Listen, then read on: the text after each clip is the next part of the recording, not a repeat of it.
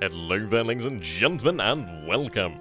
So here we are at long last. It has been a little bit of wait there, but you know I'm looking forward to it. Really can't wait for this one. It is going to be one of those spicy meatball of an episode there. So looking forward to it. How you guys doing, Ben? So we've got Born Confused. Welcome to the stream, my dude. Good to have you. First time I think I've seen your name before, so welcome. Off Meta. Resonance, AT, Commissar Roach, my favorite Roachy, and 4 and AT. How you guys doing there? Good to have you. I don't know why there's so many ATs, but you guys are breeding. That's good to see. How you doing, Van Joe? Good to have you. And Resonance, yes, indeed. Hello there, Sturm. Right, Ben, so we'll get going here in just a moment. So it's going to be an interesting one here. I'm going to say just from the very start, expect a lot of casualties. This is going to be a bloody turn. There's no two ways around this. It is going to be an extraordinarily bloody turn. But it is part of our greater plan. Then there's reason behind the madness. Just ideally we don't lose anything we didn't plan for. I think that is how it goes with Japan, isn't it? Well, this is it. It is going to be very interesting. So looking here for turn 14 then. Oh, how do you know that? Yeah, A date which will hopefully not live in, I'm going to assume, infamy. Have I got the right one here? Oh, I'm going to assume that is this one here, isn't it? That's December 13th, yeah. Tortuga is Taylor Swift. Well, okay. You know, I've always had my suspicions. I'm going to make sure I've got the actual right save. Yeah, I think it is 15. But there we go. I know it was fabulous, but I didn't know he had talent. There we go, yep. Tortuga's Taylor Swift. These 10 names getting rather interesting. I'm liking that. Banzai for a mini double-headed dragon indeed. Okay. Feeling the nerves. Feeling the nerves. It's going to be one of those episodes where a lot of things might potentially happen here. We're going to see a lot of body count here. Was he drunk when he made that name? Well, I don't know. Possibly. Right, so we have our landing over there at Kopang. Obviously, by the way, I'm not touching escape. I'm gonna have my hand safe and secure. Okay. So he continues to actually have the submarines over here by Marie. I mean, I can understand that he might be expecting me to start running tankers, but the thing is I'm not going to be doing that anytime soon. The reason being there's a bloody block in a submarine, so yeah, that's fine. I'm happy just to, like, pound them. Quite happy to do this. Works for me, works for thee. Okay, so we have the Fuji Maroon. Hey, doing Van G Killer? Good to have you, my dude. Yeah, indeed, drum roll. Okay, so we only score one hit there, but that's fine enough. Moving on then, still in the night phase here, which is always good. Right. Okay, so is that Cachalot? I tell you, some of these actual submarine names get quite wild. Right, okay, so the escort abandons a search there. Right, Trout over here. Trout is a consistent pain in my arse. But it's going to be obviously in this area. There's unlike the escorts actually finding it. The good news is obviously I'm running the H6K4s out here as well as additional aircraft. So the good news is obviously they are going to be built on their experience. It's like a big training program really here. It's like whack-a-mole, except we never hit the actual mole. We just always miss it. Okay, so we landing our forces here. Ooh, torpedo misses against the Yamagata. But we're over here. Yeah, the S-37 has been a pain in my backside. But we do have a lot of anti-submarine warfare over here. It's just getting the actual hits there. How you doing there, killer? Means orca in Russian. Interesting. I'm going to assume it's like the killer whale. Yep, torpedo misses over here.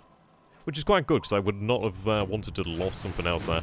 But we do have the Shimakaze and the Nadakaze here attempted to depth charge the submarine here.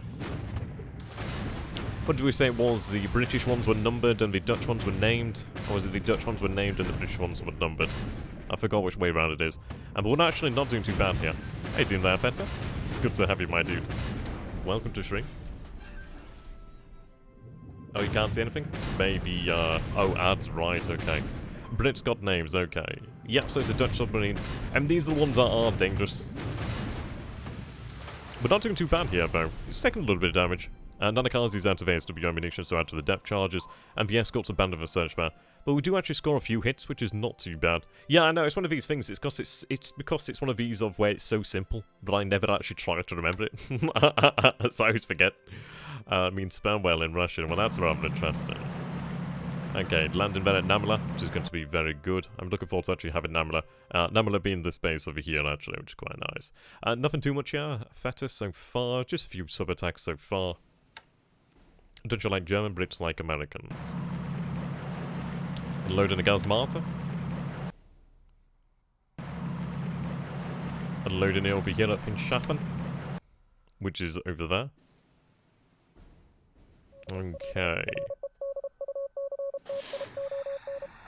Torpedo misses over here. I definitely feel like the game has... I don't know.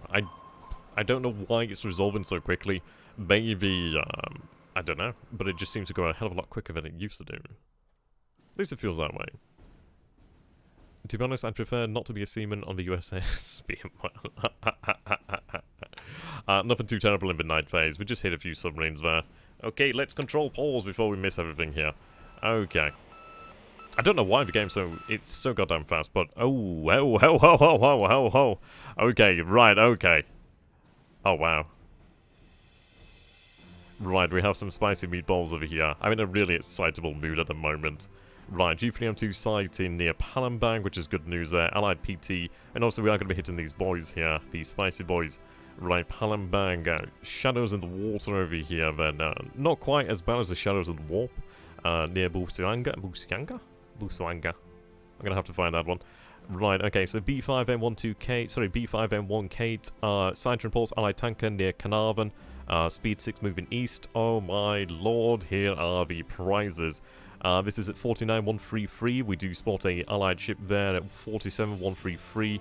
49133. Yep, tanker, 2 Allied ships. Tanker, Harper at 49133. AVP at 47133. That main fat B. Was it the Black Hawk? It might be something else. Allied CV at 49133. I wonder who that could be. Have we found the Hermes? Allied tankers reported hit.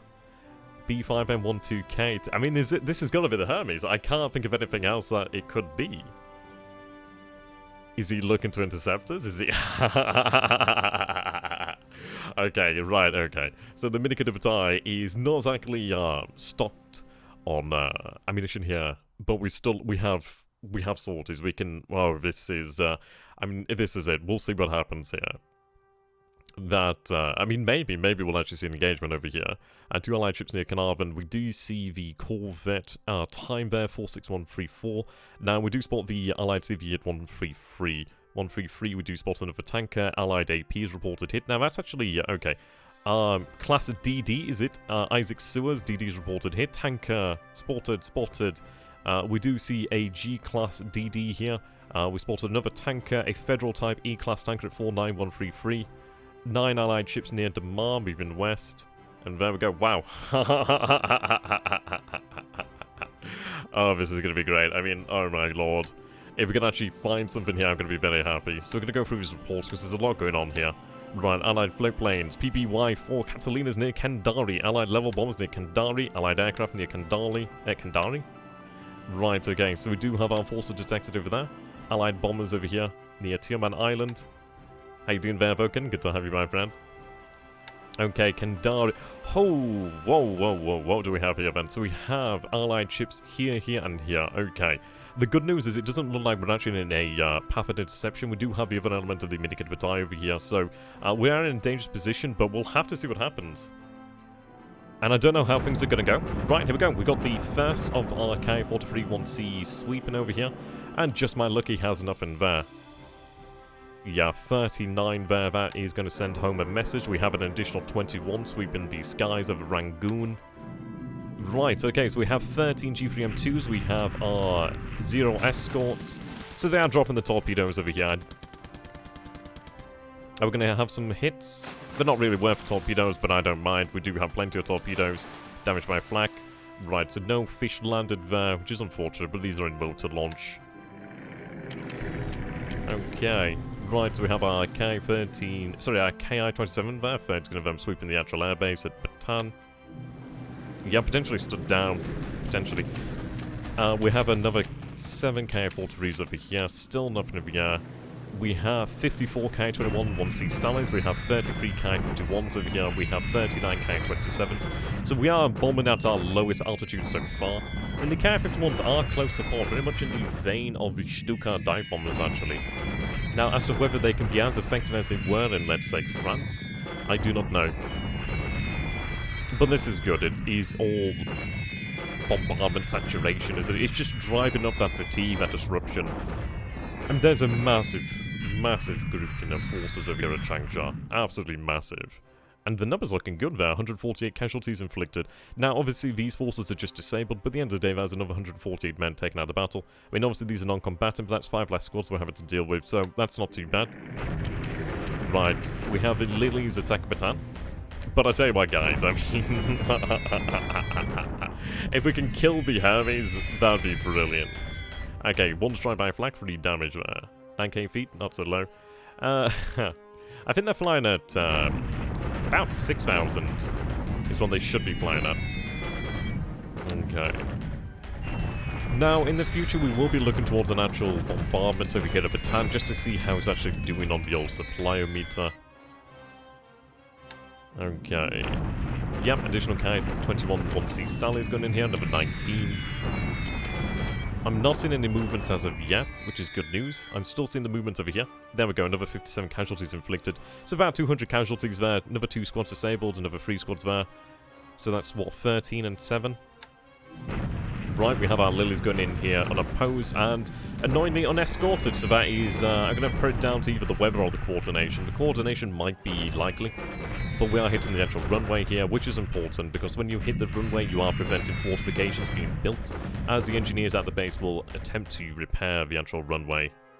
Right, okay, 5 damage inflicted, not too bad. Well, supposedly 5 hits, I'm not entirely sure what the damage is. Okay, so we do see our Ki-43 1Bs here engaging the PBY 5 Catalinas. Oscar is damaged, Catalina's damaged.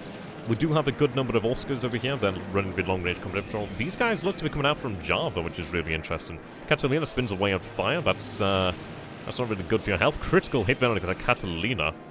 She's trailing smoke, and the air-to-air is done there. Okay, so I'm going to assume that they're probably going to go down to operational losses. I mean, especially as you're not going to do too well if you spin away on fire. Well, then again, they are flight planes, so I suppose they have it a little bit easier. We may lose one of our Oscars there, but we are flying at long range. So it's one of these things where we are pushing the aircraft. Okay.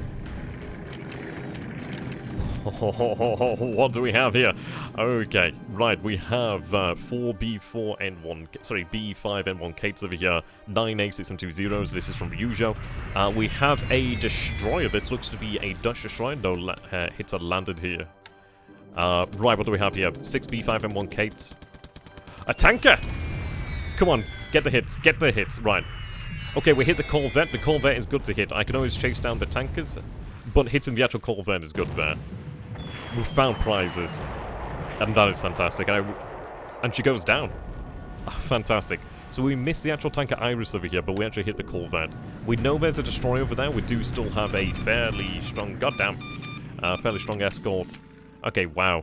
Right, let's go back. You can see this is the advantage here of actually running these search patrols and etc. So let's see. B5M1K has spotted Federal E at 46134. I-Class DD at 49133. Admiral Batch, destroyers reported hit. That's actual class. It might be Dutch, potentially British, but I'm going to say Dutch. Admiral, yeah, I'm going to assume Dutch. Harper, Tanker Harper. Union Coastal Tanker class has reported hit. This is superb. These hits actually are indications of damage inflicted. The AVP Pollux, I think that was the one that we actually missed from Donut. Allied Tanker, a SO-type T-class tanker has reported hit. Harper, Sun-type H-class tanker, Jesus, there's a lot of tankers in this area. Harper's reported hit. Pollux has reported hit. Tankers reported hit. Union class, tanker reported hit. Harper reported hit. Indeed, the great Indian Ocean turkey shoot. I mean, I'm not saying... I don't know how things are going to go. I mean, if there's a CV in the area, we have to be quite careful. But it's looking good so far. It is looking excellent so far. I'm feeling quite happy so far. We have a bloodbath at the end of the turn to come, so let's see. Right, okay, so we have 4 B5N1 Kates. We have a tanker Irish. Yep, you can see she's already on fire. She's already been hit by our forces. She's been hit again. And again. There's a tanker Iris going down. One more hit there. Severe casualties from deck explosion. The Iris goes down. Yeah, she's there on her own. We do see ships out here. We do have a heavy cruiser. Right, we have 6 B5M1 Kates. We are still seeing some assets over here. This is the Pollux. Come on, hit her. No hits. Annoying, but still not too bad. Right, S-37, the pain in my arse itself. But I tell you what, I don't know why the turns are suddenly resolving a hell of a lot faster than they used to do. Okay, let's, well, we'll, okay, we'll allow this one to go on then. I didn't expect it to be like that. You've got to be kind of on the ball here to pause this. I tell you, it's harder than sports commentation really here, isn't it? You've got to try and work out a strategic picture without really understanding what the actual strategic picture is. Hello there, fire torpedo room. Fire in the disco. Fire in the gates of hell. Bonus points for you guys who are actually going to get that song stuck in your head now. Welcome to my world. Right, not bad at all there. Fire torpedo room is looking pretty damn good there. It's not exactly something you want to have on your submarine. Okay, S-37 being attacked once again here by the Shona Maru. If we can actually put this son of a bitch down, I'll be quite happy. Bless coastal waters, yup, indeed. Right, and again, S-37, wow. Well, the thing is, I don't know if THG is aware of what we're doing here. I mean, the fact that we do see CVE in the area, I don't know, it's a little bit too coincidental. He does have PPYs in the area. I don't think we had any indication of, I don't know. I mean, I'm not taking the CVE as too much of a threat due to the fact that we did shoot down a lot of the actual torpedo bombers from the Hermes, but it's definitely something we have to take into consideration. I'm glad it is just a singular CVE. We've spotted some destroyers in the area, but I can deal with the singular destroyers or potentially small numbers of enemy warships. Beyond that, we're not seeing too much. Another 6 hits there on the S-37. Okay, right, so we have the assault over here at Ley. So 24 casualties there over landing. So let's go ahead and take a look. I'm going to have to unpause this. Right, there we go. Well, we did shoot down a good number of the actual. Well, I think we shot down most of the Hermes torpedo bombers, so that was pretty damn good there. Okay, near Gazmata, Kyoko Maru spotted, but yeah, Koyoko Maru. See if you first. Well, this is it. We'll have to figure out where it is. I don't know where it is. So we do have our oiler over there at Kandari unloading that fuel. Allied SS over there. AVP still over there. I think those are all the reports. Airstrikes there. 50 Centice group combining at Makassar. Okay. Amphibious unloaded in at Namala, Gazmata, Ley, and Finchafen. Whew. There's almost too much happening here at the moment. Okay. Alright, guys. Now, I'm gonna say this again. I've been saying this, I said this in the State of the Empire video. Honestly, I'm really excited, but the numbers are gonna be bad. The interesting thing is we're not going to see actually the CVE then itself, but we have hit the actual assets in the area. When you attempt to take Surabaya, well, this is it. It's going to be a difficult one to actually go for Surabaya. You can flee the tankers under Australia, better kill them where you can. We're going to have to take a look at the actual, I suppose, the real aspects of the actual campaign down there. We're going to have to take a look at the fuel, look at our sorties, and really look at what we can potentially manage. Yeah, this is going to be carnage. This is going to be a monstrously deadly attack. But if we take a look over here, then we can do... Well, we do see that well, to be honest, the actual Chinese cores over here, we do have the 70th Chinese core, which is about 327. I mean, I don't think this is all of the actual cores. This is definitely not all of the actual units in the battle, but these units aren't... they're not too scary. We do have on average about 400 AV in our divisions. You can see some divisions already taking a beating. And though the 3rd division over there, this being the division that was beaten up by the Chinese forces over here by a couple of cores, I imagine he will be shooting bricks when he sees where many could buy as well. I mean, this is it. I mean, this is definitely a big battle. I think we estimated something like 300,000 troops on the Chinese side There's about 250,000 troops on our own side, something of that sort of nature, potentially more than 300,000 troops on the Chinese side. So we might be looking at a battle with maybe 300 to 500, maybe even 600,000 participants, potentially. I think 600,000 would be potentially pushing the number up there a little bit. Maybe about 500,000 might be about a realistic sort of number there. Honestly, with all that we found, we should try and strike it before we leave. Well, I mean, we'll take a look. We'll definitely take a look. I mean, I do potentially have means to extend our time out there. But we'll have to see what we have there. Well, I mean, this is it. I don't think we really... To be honest, we went out into the Indian Ocean. We didn't expect to be going down that path.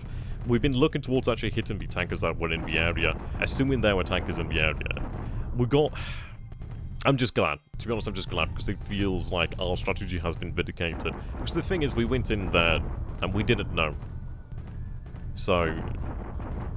It feels good. I'm really happy so far. Like, this is going to make me very, melancholy. Give me a lot of melancholy, I suppose you could say. Melancholic, I think was a word, but this isn't bad. We are going to have to rest here. I'm going to say right now, we're probably going to see maybe 10 to 20,000 casualties, even potentially 30,000 casualties. But I'm going to say probably 10 to 20,000 casualties easily here. Those are the most likely realistic numbers. But the thing is, this is all about starving the Chinese armies of supply. The thing is, THG here in China, he has a lifeline, and that is supply. If he doesn't have a supply, he cannot fight. I mean, this is going to cost us a lot of men. And it's not going to achieve our goal here in the first turn. It's not going to achieve it in the first battle. But what we need to do here then is we are going to see the results of the battle. We're going to rest. And in a couple of days, we will attack again. We will attack again, and we will have supplies. The Chinese will be in a really bad situation with supplies, ideally. Can you speed up the attack? Yeah, sure. Yeah, probably will take a long time, to be fair. We do have a lot of units in here. Looks like they're still bombarding, actually, so I imagine the attack will begin shortly. Now, when it comes to actual combat, the assault value isn't really the proper indicator, really. Now, assault value just tells you the number of squads that can participate in combat, I do believe, which is something I had to learn myself. It's only something that's really recently sunk in. Right, here we go. Now the actual combat is beginning, so this is when the numbers are going to start to just drop off the floor here. How many of your corps got wrecked? Well, we're probably going to see a couple divisions just completely shredded here, to be honest. Yeah. Well, these tank regiments will recover. They're not going to be as effective as they would be normally, but the thing is, we need to use them. It gives us a force multiplier, even if they're not super effective here. You can see some of these divisions have been just smushed. Numbers are just flying all over the place here. It is a big battle. We do have our artillery regiments opening up. We have everything. Everything is opening up here. This is a huge battle. And just absolutely okay. Right then, so we do not take the base as you would imagine, so... Right, there we go, guys. 16,862 casualties, 352 squads destroyed, 2,811 disabled, 9 non-combatant destroyed, 185 disabled, 73 destroyed engineers, 417 disabled, 119 guns 21 destroyed, 98 disabled, 88 vehicles destroyed, 237 disabled, for 4,928 allied casualties, 21 destroyed, 473 disabled, 11 destroyed, 57 disabled, 1 destroyed, 22 disabled. So, to be honest, I mean, it is actually somewhat better than I was imagining. I mean, this is it. So, Japanese engineers reduce fortifications to level 4, but the fact is, he's got fortifications here. The reason why these fortifications are actually a good thing, true, it means that we have more losses, but the actual good news here is the fact that he's actually spent supply. He cannot afford to spend supply. This is a good result. It is a good result. These are small numbers. This is chumps change. The thing is, we can recover this. He cannot recover this. Well, he can recover the numbers of men, but it's the fact of the supply expenditure. We can recover from this. This is actually less than I was expecting. No, honestly, I know it seems like denial, but honestly, this is fine. This is absolutely fine. This is chumps change. It's equivalent to, like, what, 2-3 divisions, something like that. We don't care. Well, full divisions, like, it's equivalent. It's a lot of men. But I can rest these numbers. These numbers will recover. It's the amount of supply that we actually bleed him here. Now, we know what we're dealing with here, then. You can see the fact that we have 7,476 sold value here. You can see the adjusted defense was 10,561. That's due to the actual fortifications and just obviously the raw numbers there. You can see the forts, terrain, leaders, preparation. So he has good actual leaders here, which is a little bit irritating. We actually didn't receive any pluses there, unfortunately, but we didn't receive any malices as far as we're aware. Not to say that they weren't taken into effect. But yeah, you can see here 215,000 troops, 2,422 guns, 2,197 vehicles here. He had 174,000 troops defending, 913 guns. The thing is, it is going to take some time to reduce this, but we will attack again, and we will attack again, and we will attack again. We will break him here at Changsha. This is going to be our Stalingrad of the Yangtze. It is going to fall. Depending on the division, just one fat division. One mistake, Japs did in World War II was splitting their tanks divisions to their infantry. Well, the thing is, we're concentrating our armor. We are going to ram it through here. Well, the thing is, level 4 forts is bad, but the thing is, he's not going to be able to recover that. If he's attempted to recover that, that's going to be more supply he's expending there. But this is a good result. Honestly, I mean, when I said earlier about 30,000, it's like, kind of was expecting something like that. But to be honest, you take a look at these numbers here. So, granted, we lost 352 squads here, but the fact is, I can recover this. This looks like a massive number, but I can recover this. This is just disabled. I can recover that. Couple days, we'll have more there. And we have our deliberate attack over here at Dumas. Now, if this attack does not succeed today, I will be driving home another deliberate attack tomorrow. And, to be honest, we'll see how the actual situation is there. We will actually drive home another attack, or potentially rest a day. Then, I think maybe, attack 2 days in a row, rest. Attack 2 days in a row, potentially, depending on your level of fatigue. To be honest, I'm still feeling really positive. I'm really happy that we did find the actual tankers. We've actually landed at the bases in New Guinea that we wanted to. Securing Mars will be great. I mean, I'm not expecting anything over here at Noumea. I've been disappointed many a times before. But we'll see here. Yeah, 16,000 ain't that bad. I don't think it's that bad. Honestly, I was expecting far worse. Any plans of putting together a tank division? We can actually assemble tank divisions. I mean, I'd look towards assembling one in the future, actually. Well, it was an attack on a level 5 fortification. The thing is, it's ×2 defensive terrain, but that's not too bad there. We do have some additional engineers and additional regiments moving in. Okay, 1821. Oh, it's so ready to say we captured the base, but no, we don't. Okay, just a defense there, 6-7, so close there, 2-1 odds there. Okay, what are the numbers? 309 casualties, 2 destroyed, 30 disabled, and yeah, here we go again, 542 casualties, 16 destroyed, 8 disabled, 13 destroyed, 8 disabled, 1 destroyed, 8 disabled. 1 unit has been destroyed. Yeah, you know what? I saw a unit actually drop off there. So we've just completely wiped out a unit. What unit did we wipe out there? But yeah, this is it. So I think another attack tomorrow. Well, I mean, this is it. That's a lot of numbers there. The fact that we're destroying these units each time is good, but the shocking thing is the fact that he still bloody has that supply. No man broke before the Axis. Well, the thing is, before the Axis did, yeah, I like that meme. The fortifications are now 0, so we'll attack again tomorrow. Not that the level 1 fortifications make a huge deal of difference, but we'll attack again tomorrow. Right, we have our shock attack at Nanning. So we have the 35th Group Army, the 9th Chinese Base Force over here. And a shock attack is dangerous. Yep, so 62 casualties. Okay, when it said shock attack, I was expecting the worst there. 132 casualties. But the fact is, we finally are in position here at Nanning. It's actually rather surprising they arrived at the same time. I expected them to arrive here. Surprising weak forces at Nanning. Well, this is it. We did see it, and the fact is it's not on the rail line, so we'll secure Nanning probably in the next 2 to 3 turns, something of that nature. To be honest, I might be able to take Nanning next turn. So, fort level 2, but the fact is, oh my god, he's building forts everywhere! The fact that he's building these forts is fantastic, because this is a supply expenditure. He cannot afford to do this.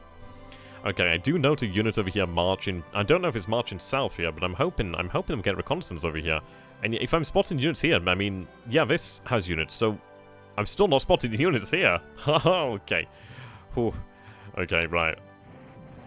We have our deliberate attack over here, the Kanbiang, or Kibiang. Yeah, that unit should fall there, no issues. Banzai. And they surrendered, not like they had anywhere else to go. Right, there we go. So 26 casualties and that is 38 casualties. Yeah, they were just... To be honest, I think there was a slight discrepancy in numbers there. 1,843 attackers, 64 defenders. And maybe it wasn't in their favour. Right, Allied bombardment attack at Kopang. Yeah, the defenders are very weak here. I think building up to level 4 is about 5,000 supply. Allied bombardment attack at Ambon. I mean, that's really interesting because he's actually just expending supply over here. I mean, okay. I mean, I can understand the actual rationale, but he's done jack all there. Yeah, here we go. Deliberate attack at Kopang. I mean, this is it. I don't know exactly how much it is, but from reading on the actual forum, it is something around that number. 114 to 11. Banzai. Right, they're retreating, unfortunately, so they do not surrender. 60 casualties here, very light. 575 casualties inflicted. Unfortunately, I didn't actually destroy the aircraft that were here, so it looks like it got them out. But yeah, so they lose 20 destroyed, 9 disabled, 12 destroyed, 6 disabled, 3 destroyed, 6 destroyed, 1 disabled, 4 destroyed, yeah, 3 allied units, yep, indeed, 3 allied units do retreat from the battle here. The base at Kopang is ours. Wow. You know what, I'm going to call that a good turn. I don't think we have anything else left of the battle here. I think there should be one attack in China, actually. But if there's no attack going through, that actually means that the unit has run away from us. Okay. Wow. Wow. Right. Yeah, look at that supply. So we expended a lot of supply here. You can see supplies required is 39,000. So let's take a look at our actual forces over here. A couple of days of rest will be A-OK. A-OK. I mean, yeah. To be honest, I expected far more losses. You can see some divisions here have been really wrecked. The mixed brigades really took a lot in the way of casualties. But you can see the table equipment isn't bad at all. We do have 90s, 80s, 54 over here for some of these units. I mean, the small formations took a bigger pounding. Some units like the 3rd were already in a bad position, but not too bad there. So you can upload the combat bench. Yeah, I'll be doing that in just a second. How you doing there, Marauder? Good to have you, my dude. Okay, so I'll leave you guys there just to ponder the massive amounts of casualties. I'll get this actually uploaded here. So for those of you who are watching the replay, Tenno, Heika, Banzai. And I'll see you in the future. Right, there we go. The Battle of Changsha, we suffered about just shy of 17,000 casualties. About 300 or so scores destroyed. I sound super positive on this one because it is a battle that we can win. And in some ways, it is actually better that we don't win too big, I suppose, in a sense. The reason being, we want him to stay at Changsha. We need THG's Chinese forces to remain at Changsha. Because we can break them there.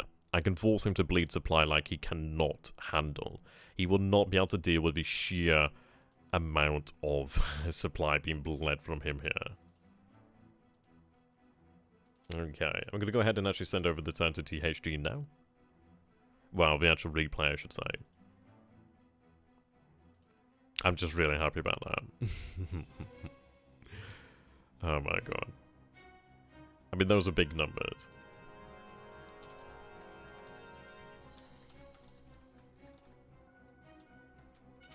But, to be honest, it's one of these things I didn't want to say on the actual replay. Because I don't want that. I don't want the casuals to find out. Okay. But redo the turn. I didn't get any notifications. Yeah. The meme of this is how many years until you and THG get to 1943. It's been a year since you guys started. Did we start in March? I feel like it was. I think we started in September. I can't remember. I think it was September. We want to bleed him on this side of the river. Yep, exactly. And even if he retreats, it's actually better for us because he's abandoning the fortifications and we're moving into clear terrain, so he's not receiving that terrain benefit there. I kind of wish every turn was a week like in One West, and we will never see this series finish. Well, to be honest, I've got youth on my side, so I might be able to make it through there. 10 years until unconditional Allied surrender. Yeah, pretty much. Are the paratroopers in position to drop? Well, we'll take a look over here then. So the 2nd Raiding Regiment is in position over here.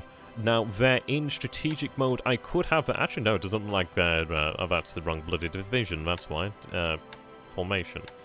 Okay, so we do have 2 days over here, but the thing is, I don't care about that. Right, 9 out of 10. 3 out of 4, but that's looking good. We do see a unit over here. I think what we do here is we drop on both these bases. If this base is even potentially open, we bloody drop. We are going to hit that button and drop, potentially. Though, we have to bear in mind... well, actually saying that... I don't know, maybe we drop... Maybe... Well, then again, it looks like... To be honest, it's hard to say. Do we drop or do we not drop? I'm not going to be able to have the forces ready as of yet, but this is incredible. Maybe we drop now, before the Chancellor eludes us. I think it might be worth it just to drop. We do see an enemy unit over here then, so that was the one that was over here, so we do have additional forces that are now available to move up. The Mixed Brigade is going to have to march. But the good news is, we have it open. That's brilliant. Okay. Jesus. Shittin'. Yeah. Even drop now or wait too much for the main army to march there? Yeah, pretty much. Drop the bomb, drop the bomb. Okay, so our forces have arrived over here. And we will deliver our attack next turn. I'm just... Right, if I'm gonna say, guys, right now, if Tuyun is unoccupied, then holy mother of God, we have struck big. That is going to cripple him. Okay, let's take a look at this. Let's take a look at this. If this base is empty, but even if it's not, I think it's still worth it. We don't produce that many paratrooper squads, but this is a opportunity here where we can actually achieve ridiculously large goals. If this goes through, if Tuyun is actually ungarrisoned, then holy mother of God, we have a chance here to just annihilate him in China. Will you have the capability to support the paras, or you mean to suicide them? Well, as far as it goes, it's like, if I can take the base... Well, what the plan is going to be here, then, is potentially we will go for Tuyun as well. It might be actually worthwhile to go... I think we'll go for Tuyun. I think we'll go for it today. But what I will be doing, then, is moving all the available, unrestricted transports to this area. So I'm just going to have to... I need, like, a moderate on Twitch, don't I? Let's see. I'll allow that comment. There we go. I mean, the incredible thing here is then, if we take this base over here, then that's the rail line fucked. It's just not usable to that point there. He's only going to be able to rail over here to Luchao, and I'm just so happy. Honestly, I was expecting far more in the way of casualties. We've had a good turn. Holy mother of God, we've had a good turn. I feel vindicated. I feel like this has been what we've been waiting for here, guys. Right, the bombardment is nearing. So these guys are going to head over here to Pescadores and refuel. So we'll be bombarding Wankau on the 6th of February, which is fine by me. So we'll have our forces just basically ready themselves. We will be in combat over here. We don't quite have our unit in position as of yet.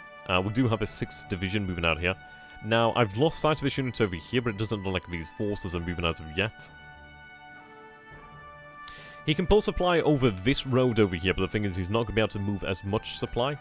What we will be looking towards doing then is... so he has units over here then, so it's 2,700 men here. We actually have information over here at Kuiyang.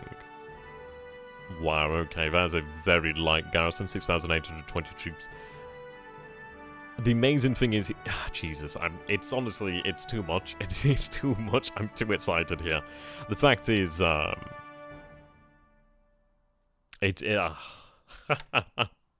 Okay, so the plan here then is we are going to rest. We have to rest over here at Changsha. But the thing is, that's going to put him in a position now of, well, if he pulls back from Changsha, I am going to attack. And he knows that. So how many troops is he going to pull out? Is he going to pull the entire 30 out? He knows that... Holy... Right, okay. It looks like he has a vast majority of his force over here. Well, we do have the ability to drop escorts over here to Chikiang. I don't think I have the ability to drop have escorts over here to Taeyun. Well, I mean, this is it. To be fair, I mean, I can understand that. We've shown no paratroopers in China beforehand. And I don't know if he's suddenly going to expect paratroopers, but the fact is, I don't think he can, even if he responds now, I don't think he can get troops in there. I just don't think he can manage it. We've got to bear in mind that we do have our transport aircraft over here. Now, we do have the MC-21 Sallies. They do have longer range, I do believe. So let's take a look over here then. Right, the range is 14 hexes to Tuyun. It is 11 hexes there. Do we have the range? Fuck, yes we do. Oh, hell yeah.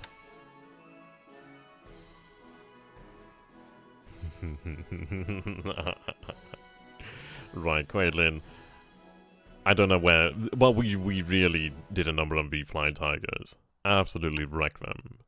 Right, so what we're going to do here then is bang these rangers up. These guys are going to be transporting the 2nd Raiden Regiment. They're going to be dropping over here.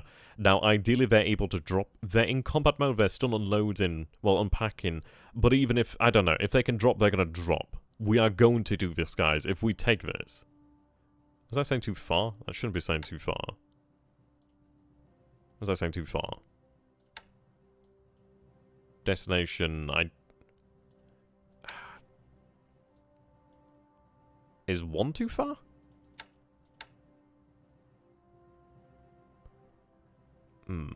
If I can't use that unit, then I can use another unit. These guys do have longer range. I didn't quite see what the message actually said there. Did you guys pick that up? Check settings for message speed. I tell you what, that might be why the game's resolving so quickly then, is the actual speed of the messages. Oh yeah, here we go. Oh yeah, there we go, no wonder. Yeah, that must have been a actual, Thank you very much for that, Offmeter. That's really appreciated, my dude. Yeah, that might be the why the turns have been resolving so quickly, then. Fair enough. Fair enough. Okay, let's see. Destination range 1 too far. Do we only have the ability to drop in the actual normal? Our range is normal there, maybe. I mean, I want to land here as well. Right, so Chikyang can be reached by the first raid in Santai. Okay. Can we reach the other destination? Can we reach the... Can we reach our destiny? Damn it, okay, so it looks like they can only drop over... Okay.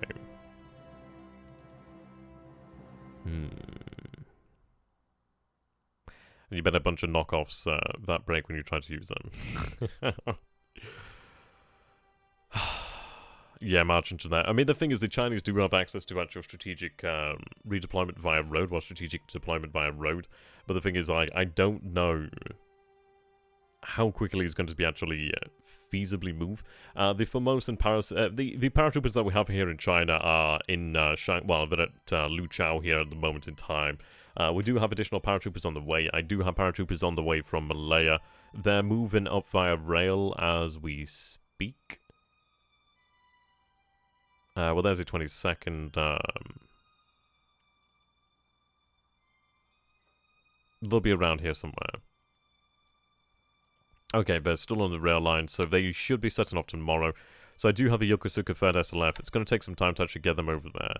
Okay, so we can only go by... Well, to be honest, we do have some options available to us then. So let's see. Land-based air units. Transports. So we do have the L3Y2 Tinas. These guys have 16 as their normal radius. Now, I've got a good few of them in reserve, so I can get moving here. These guys are at truck at the moment. We're going to get them moving now.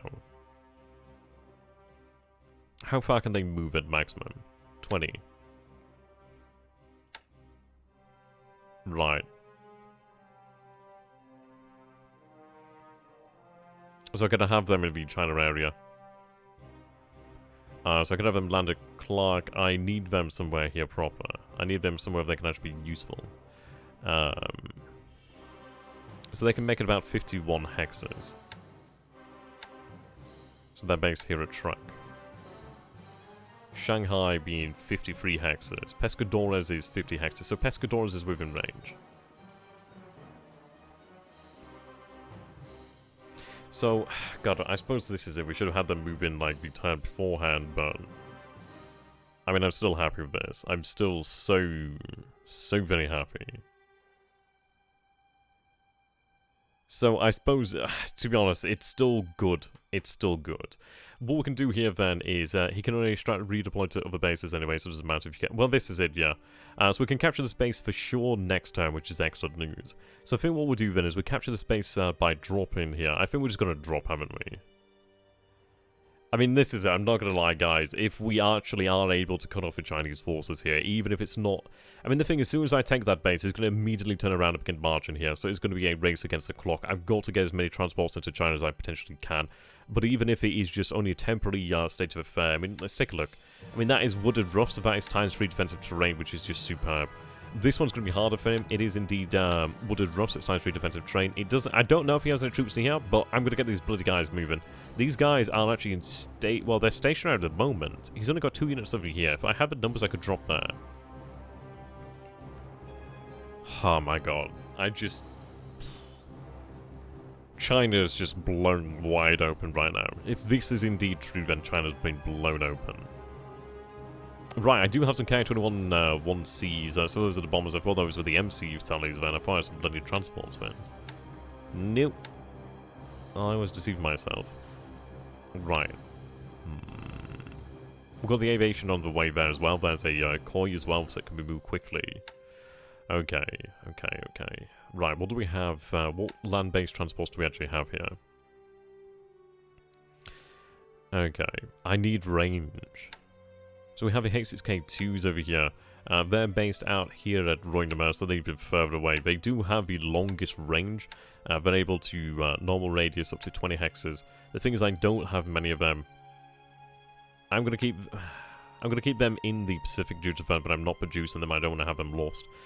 We do have the Ki-56, which is 12, right? Okay. These are a compound track, so I can get these guys moving. Okay, they're actually in position over here then.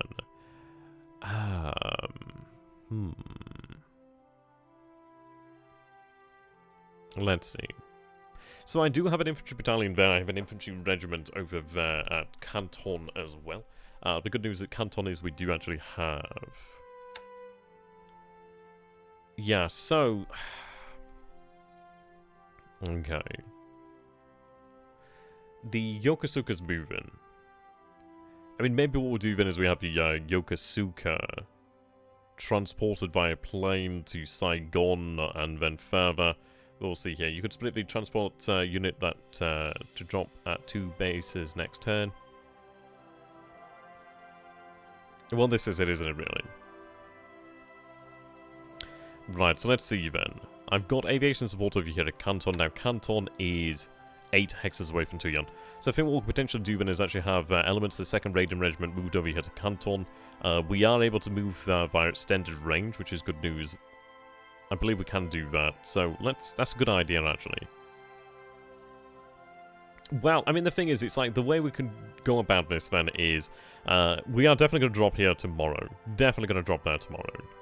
So the thing is, then, I could then have the actual aircraft redeploy over here due to the fact that we do have an airbase, and then I could drop over there. But if I move over here, then I can actually have... I think what we might do then is move an actual squadron over here to Canton, perhaps. So what I could potentially do then is have the... Okay, we actually do have some Ki-59s over here. These guys are...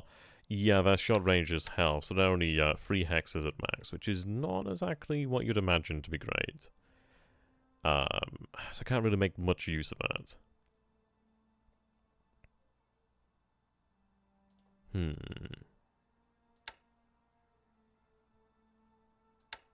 Okay.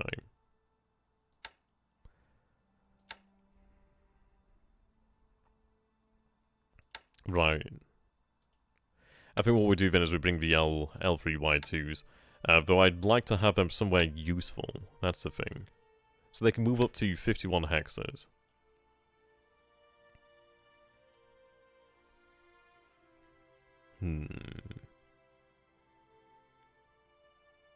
Well, this is it. He might drop before the leaves fall, yeah. Before the until the cherry blossoms fall. I tell you what, we might have to name the turn until the cherry blossoms fall, because that's going to be the biggest way to tease him imaginable. Right, fly over there. We do have 3 squadrons currently in China, so we do have some options here. So let's take a look. I think what we're going to do here then is actually save it before we do make any decisions here, because obviously the decisions that we make now are kind of like final unless we restart. So what we're going to do here then is make this a save that we can actually go from. Also, am I right in thinking if you cut off Changsha, they would run out of supply in about 1 to 2 days? The thing is, I can't completely cut off Changsha. I can't completely cut it off.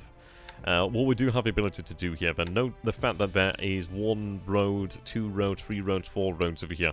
The thing is, I can take this base over here, which may... It's going to definitely cut one of the roads over here, so that leaves him down to this road here. If I could take this base a day after, that would cut him down. Well, he's going to have 3 roads available over there. Jesus. But the thing is, he's going to have reduced supply coming in here. But the fact is, the real reason why we want Chikiang is the fact that, well, even if he attempts to retreat over this way, we're able to march here. If I had to guess that Van Attack user... Well, this it is. This is it, isn't it? So, to be honest, it's... God, I'm too excited. He's in a really bad position here. I mean, my God, this is like... I don't think we ever expected to have something delivered on a plate to us, but this is delivered on a bloody plate to us. This is on a golden platter, a silver platter. This is the golden goose itself being delivered to us here. Oh my God. It is just exceptional. And there's so much good news as well. The fact that we found tankers, the fact that we might potentially found Hermes. Maybe it's an AV that's been misidentified. I don't know. There's a lot going on. Okay, so first and foremost, what we are going to do here then. The fact is we've been reinforced as well. You can see our assault value has been diminished here. So 4,689, but obviously with rest we'll be able to rebuild that. He's played himself like a fiddle. And he's a good player, but the thing is he's made some... I just think it's just a misunderstanding of how China should be fought. Okay, so what we're going to do here then is operations and... Yep, there we go. So we're going to rest here until we are able to build up our supplies, until we're... Yeah, we can take a look at the supply expenditure over here. But the thing is, yes, we took massive numbers of disabled, but the losses there are actually significantly less than I was actually fearing. You can see fatigue there is really quite substantial there, 30s to 40s. I mean, this is it. This is bad in terms of the actual numbers, but then again, this is something I can recover. The thing is, next turn, if we land here next turn, holy shit, imagine his situation. Because the thing is, he's going to immediately have troops over here. Not many troops on the first turn, but as soon as I can get additional troops in, I will be pumping troops in there. Massive numbers of troops. Now, the bombers over here... They do have a load. I do not know if they can actually carry troops or not. I do not think they have that capability. They're supply transports, so they could move supplies, but I can't move troops over there, which is unfortunate. Because then we could have been dropping troops like bombs. But that's still not bad. So, size 5 port is like 15k. Well, yeah, size 5 port is like 15k. Jesus Christ, is that how big size 5s are? Oh, 30 days of Burma road supply. We saw a level 2 fortification over here at Nanning. It's safe to assume he might be fortifying the other locations here. So I think this is it. I think the situation in China is absolutely critical. Now, as to whether he realizes the actual danger is in here in China now is unknown. I think if he realized the danger he was in, he would have been getting the hell out of Changsha earlier. Even at the cost his force has been just roundly defeated, he would have been in a better position than he is in now. Right now, he's in the lion's mouth and he's just dancing there. Those sallies, looks like they can only drop, well, transport supply, but that's still not bad. We can drop troops like bombs, yeah. Why not attach some bombs to troops? That is indeed out-of-the-box Japanese thinking. Okay. We'll decide on the situation in a little while, but what we're going to do here then is check on the actual situation over here. Now, we did see ships over here, then, so I'm seeing AMs, harbour defense motor launchers, as you'd imagine. I'm a little bit annoyed that we didn't actually... Oh, that's a lot of shippies. Right, we do see an auxiliary repair in Port Venezuela. But we see there 57 fighters, 84 bombers, 16 auxiliary aircrafts. He's got a few ships out here in the actual bay, but that's fantastic, so I'm actually able to gather that information there. Now, Kopang has fallen. The thing is, there's actually bombarded us over here at Ambon, and that's just expended supply. Right, we have our unit position over here, so these guys are going to attack. The reason why this engineer unit can actually take this base is the fact that they've got the SLF squads. So yeah, we'll be able to take the base here. There's no resistance. These guys are going to be unloading next turn. So that's fantastic. Yeah, they're currently unloaded now, which is amazing. So that is the Iwata Maru. Can you show the ship losses? Yeah, we'll take a look at that in just a second here. Indeed, for the Emperor. Right. Okay, so he has no idea about the other task force over here then. Where the hell is the CV? Because I do not have information. I've not seen as much there. We did hit the tanker Iris, which didn't look like a very large tanker. But the thing is, we've got to bear in mind, if we're finding tankers down here, there's more than likely others. Our score's now finally up to 7,000 there. We are narrowing it down here. Okay. Aircraft losses. We'll start with the aircraft losses. So we do lose as the Catalinas. Yep, both lost in flight. We lose a Ki-48, a Ki-46, a Ki-21, a Ki-15, B-5 and 1K. He loses a Blenheim. So, yeah, that's quite good though. We shut down the B-5 PBY, which is nice. Right, ship sunk. Yeah, I'm glad that we actually hit the Corvette.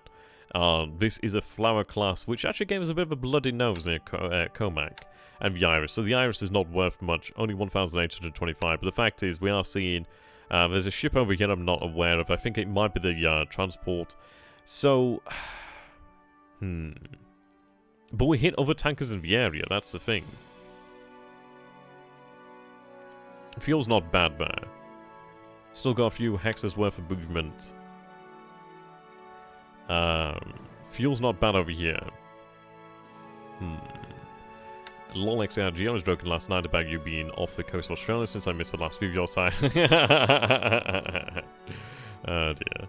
Well, I mean, the difficult thing here is I've got to bear in mind... Well...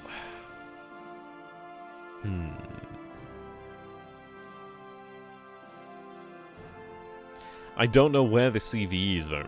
We do have an approximate location that I can look for, probably in the operations log, so I'll take a look at that shortly. Right. Do we detect anything down here? I'm not seeing anything down here at the moment out of the usual. Not seeing anything over here. We've lost sight over here for the time being. Right. Not detecting anything out here as of yet. So what we're going to do here then is show task forces, enemy task forces. Some of those ships are in port. I don't know. I mean, I don't know. We'll take a look at the actual operational log and figure out where it is. Yep, but this is looking fantastic. So it looks like there's no garrisons here. He still has his garrison over here, but that's fine. Right then, these troops are going to be our brave fighters here next turn. We're going to take all these bases. We'll be ready to start moving and capturing additional bases next turn as well. So the pace of advance here is going to be rapidly increasing. Our forces are marching. We have a... doesn't look like a better picture as of yet. My detection isn't great, but we're still seeing 3,000 troops there. As to whether that's real or not, I do not know. We'll continue to move here. You can see fatigue and disruption is building up due to the malaria. Right, 16. It's going to take a long time to get there, but that's fine. It's going to take us a while to get to Moresby. Maybe like a week or two, maybe even potentially more there, really. It's going to take a while. But the thing is, it's without risk. We're not going to see our forces destroyed at sea. It's far, far less risky for us to actually march over that way. So I'm happy with marching. I'm happy with marching. It takes a long-ass time, but the thing is we do have a long-ass time here. Imagine the poor farmers at Carnarvon seeing Japanese cow. Well, yeah, I mean, this is it. Off their coast. Damn those coast farmers. Right. 2 ships moving here, moving southwest. I can look towards intercepting them. I'm going to assume those are the ships coming out of here, then. So if they've come out... I don't know, maybe they've come out there.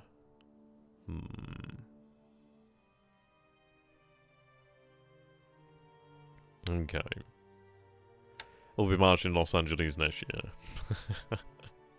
But we might be marching to the Soviet Union. Right, we're still seeing these ships over here, then. So the torpedoes didn't drop over here, but that's fine. Right, we've got an idea of his ships, then. So unless he's still got his surface assets over here, then it might be safe to assume that he's actually evacuated. If he's got the CVE down here, then that's really good information there. I'd love to know what THG's thinking, I'm not gonna lie. I can't wait for the future when we're able to actually discuss these sessions. They're just like the mind-blowing, like, revelations. Well, revelations. Cannot wait for that. How many VPs is Vladivostok? Vladivostok is 630. Prisoners of war, indeed. I mean, this is it. It's like if we did have the, I don't know, it might be like a bridge too far situation, but it could be potentially, considered. This is just, amazing. There's a lot here. There's a lot to unpack. I'm not seeing as much as I would have been expecting to see. Right, we'll have our base force arriving over here to Vow soon. Okay, these guys will be there next turn, which is good news. So, if we take a look over here then, let's see, at Makassar, we're still complaining about the lack of supplies. We are moving additional supplies in. Ship losses are, well, this is it really. We're only seeing the Corvette and the Iris. Well, sorry, yeah, the Corvette Time and the Iris over here. The Iris being a very small one, the Union Coastal Tanker. But we did definitely see more. We actually, yeah, we definitely saw more of them. Right, what we're going to do here then is check on the actual operational log here. I think this might be a worthwhile turn to actually put this into the actual tracker. So what I'm going to do here then is making up a quick save. So we'll save this over here then. So we're going to have this as 59 part 1. Right, there we go. Now, I happen to fall by THG, not to expect the turn until Monday anyway, at earliest. So we can kind of take our time with this one, which is fine.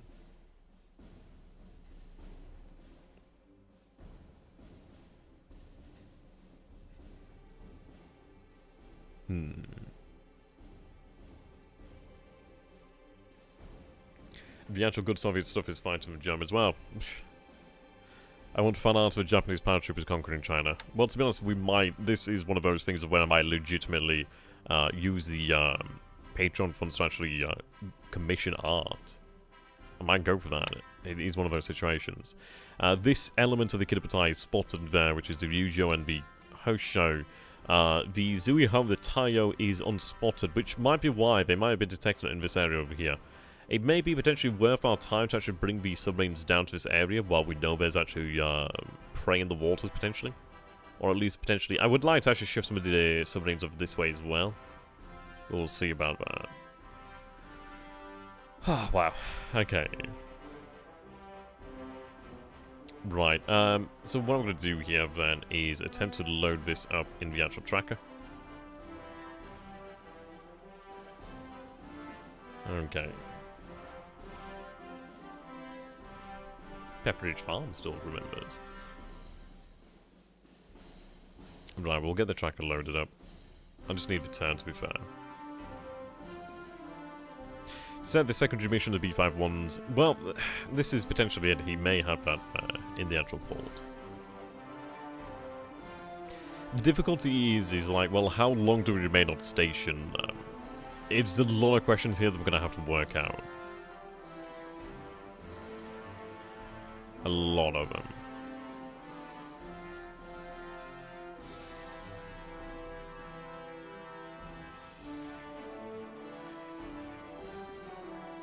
Right, 199.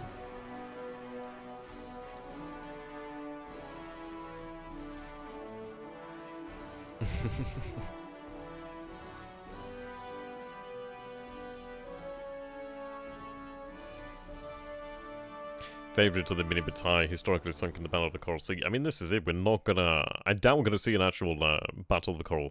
Yeah, and we're not. I don't think we're gonna see it. Can't see it.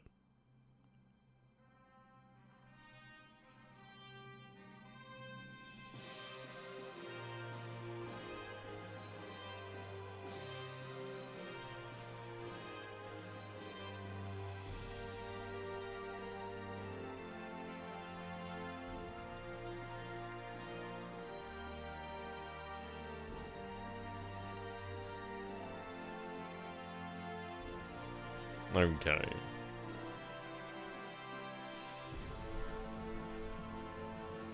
I'm gonna say the Ho Show. I like the Ho Show.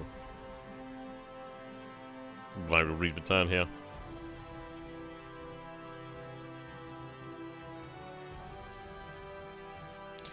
And start of Barbarossa, some of the best Soviet troops were in the Far East. Only after this, well, this is it really. Then obviously the fact that the non-aggression pact between the Soviets and the Japanese obviously did assuage some fears, but then again, this is it, isn't it? They're obviously able to move more troops then.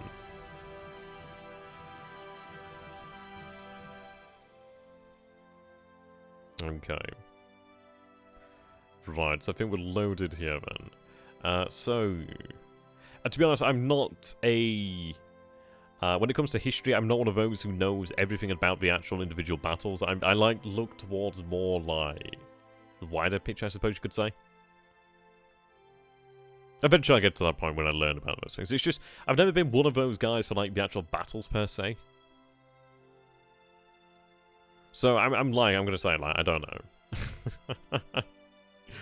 Okay, right, Intel. Yeah, it's been a few turns since we loaded this one. Read operations log. I just wish it was a bit easier to bloody read it.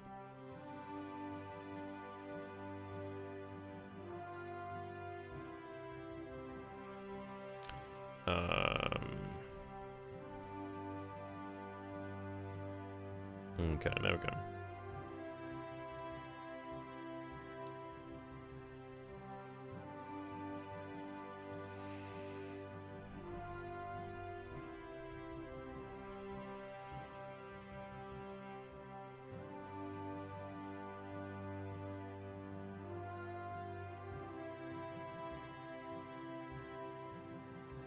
There we go. I think there's an archive where it does save the thing, supposedly.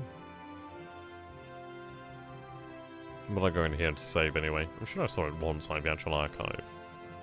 But I'm not seeing it right now, so that's okay. So, save. Ah, there we go, archive.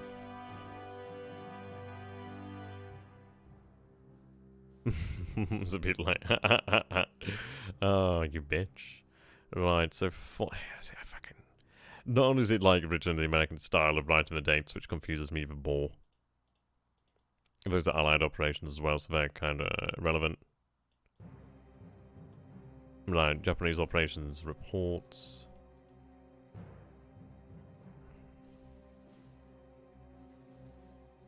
Okay.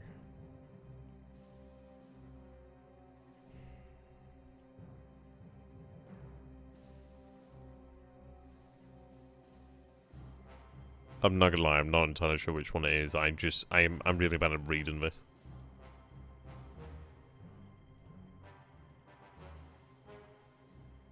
What I'm gonna do then.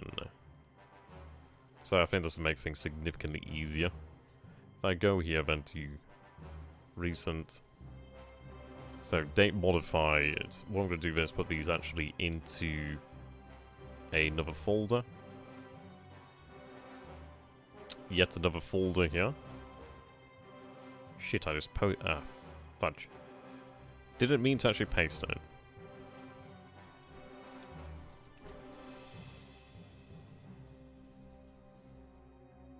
Right, put them in there. To be honest, I'm not gonna say it is a right way to write the dates. I acknowledge it is actually a good way to write the dates. It's just I'm so not used to it. So it's like it's hard for me just to like see it. It's like hard to explain. It is a bad desktop. I am fully aware of that. I'd like to change, but my lawyer won't let me. That and I don't know. I try organizing it, but I'm just bad. Right. Japanese operation. Did I get it?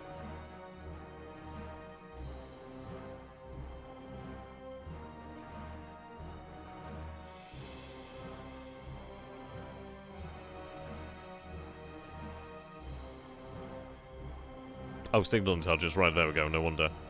Fantastic. Right, signal intelligence. Yes, in the future I'll just do that, and then at least there's no faffing about. That's significantly easier, isn't it? Japanese signal intelligence is not the right one. Right, okay, so let's see.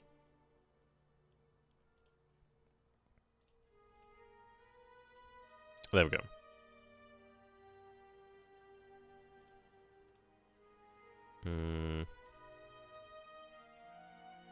Oh, right, I see. This is... right, never mind.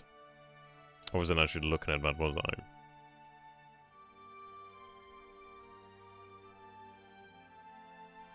There we go.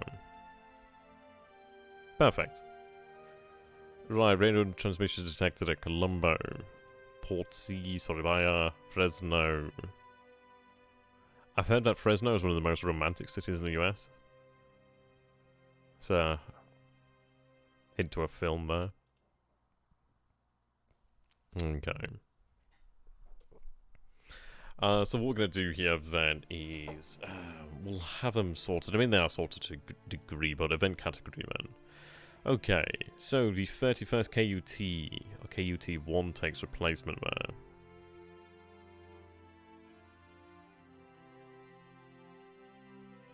Right.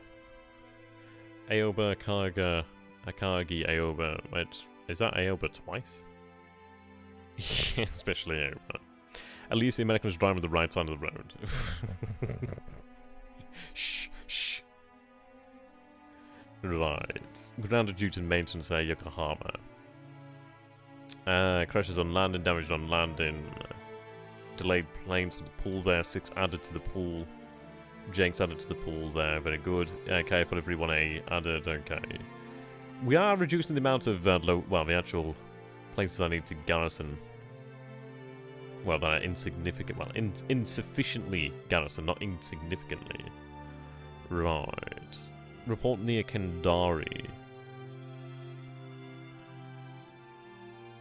Near Hakadatsui. I mean, that might be our own ships, to be fair. Sovetskaya. I'm going to assume that's obviously in the north. Yeah, consider the actual locations there. Salamuya. Allied reconnaissance. Yeah, there we go. So we do see the tanker harbour there. Harper. That's at 49133. We see 49133. Tanker, DD, tanker. And unless I'm actually spotting the same tanker here, it's hard to say. But we definitely didn't see those other ships there.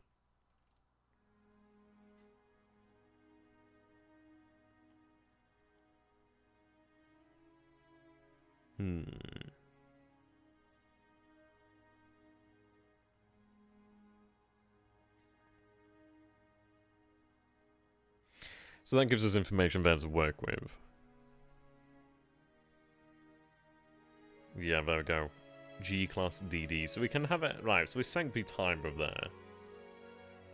He could have split up his tankers expecting a carrier raid. I mean, potentially so. I mean, if they're important, then that makes it easier. So what we're going to do here then is 49133. Let's go ahead and take a look at that.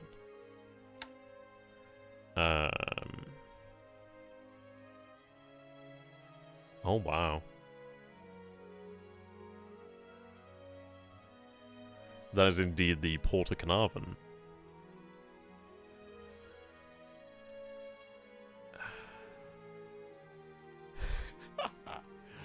Oh my god, it has no airfield.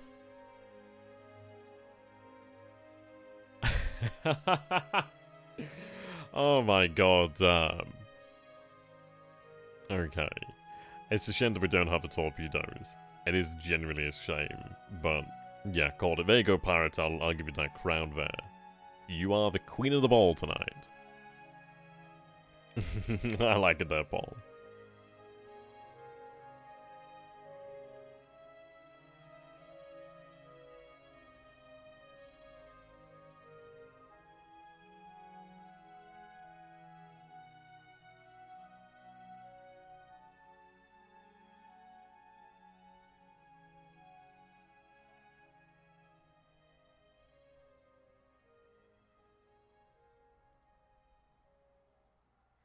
Okay.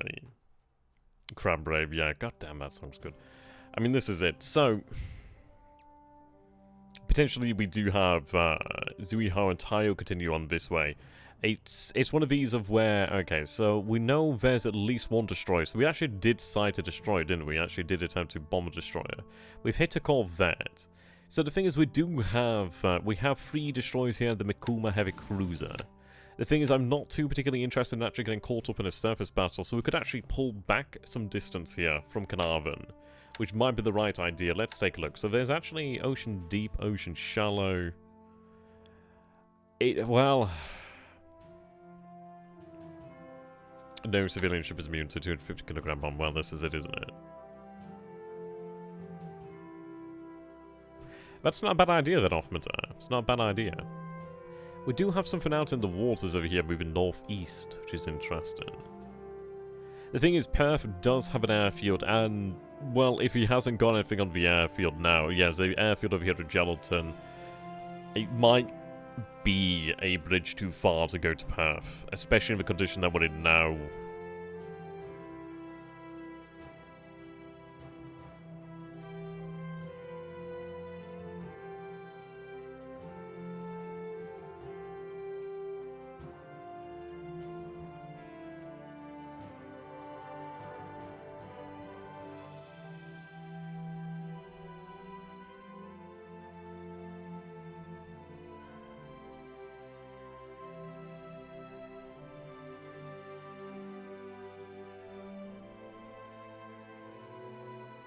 Okay, roll credits.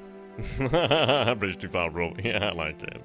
I would go further down to reach more targets. I mean, the thing is, we've got to be somewhat... I mean, we could potentially stray some distance from the actual port itself.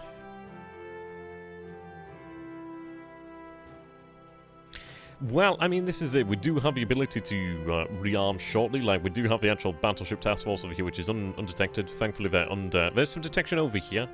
What I could potentially do is actually put in some heavy ships as an actual full escort. I could actually merge them, to be fair, and at least they are fully protected. Well, heavily protected. It's... wow.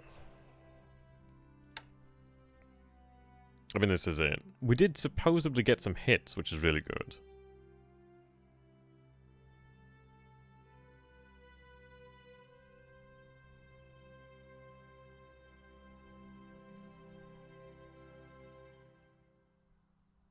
Okay. We ought to be aggressive now. We failed to strike oil. Well, the thing is, I don't think we've spotted any oilers, have we? And we've seen tankers, which obviously, yeah, I mean, they're similar. Honestly, we just kill everything in port on the way down. Well, I don't want to stray too close to Porth, and I don't... Perth. I don't want to stray too close to Geraldton either.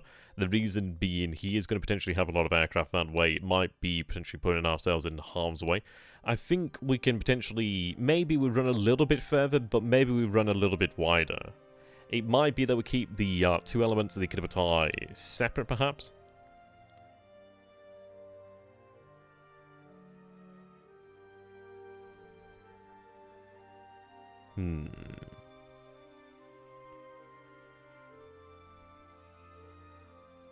Well, this is it. We can make use of the actual range of air.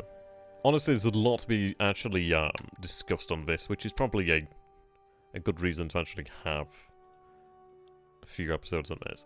Would there be a reason for him to have aircraft there? How you doing that optimistic? Good to have you, my dude.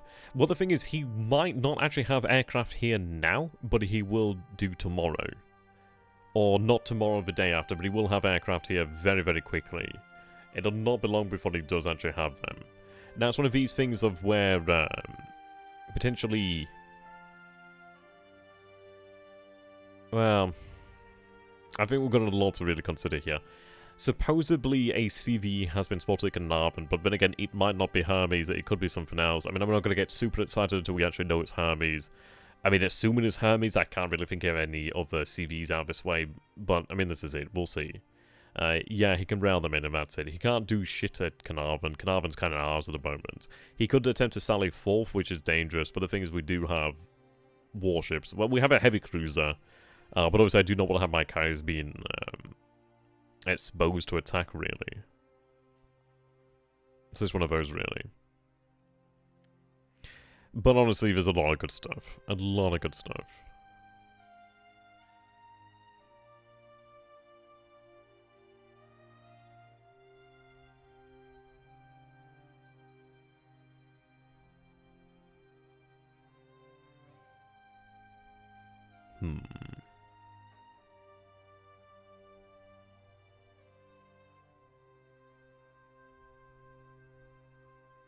Right.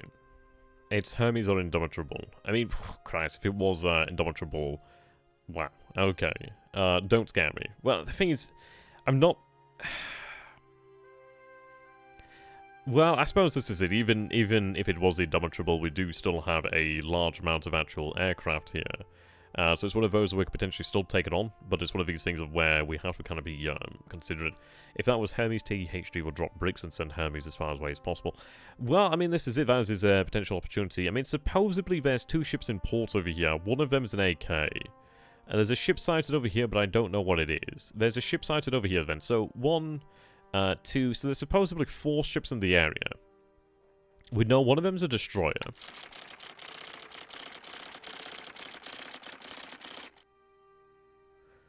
Yeah, we know one's a destroyer. Thank God we finally bloody hit the S-37. That son of a bitch was causing me problems. Yeah, it would have been fantastic had we actually hit the destroyer. So that is the Wit... Or Vit... De Wiv? I don't really know how. And that was at 49133. So that destroyer is definitely in port there. Now, what I could potentially do there is figure out the class of destroyer, really figure out what kind of threat it could present to us, really. As far as it goes, it's not a huge threat due to the fact that we do have the heavy cruiser there.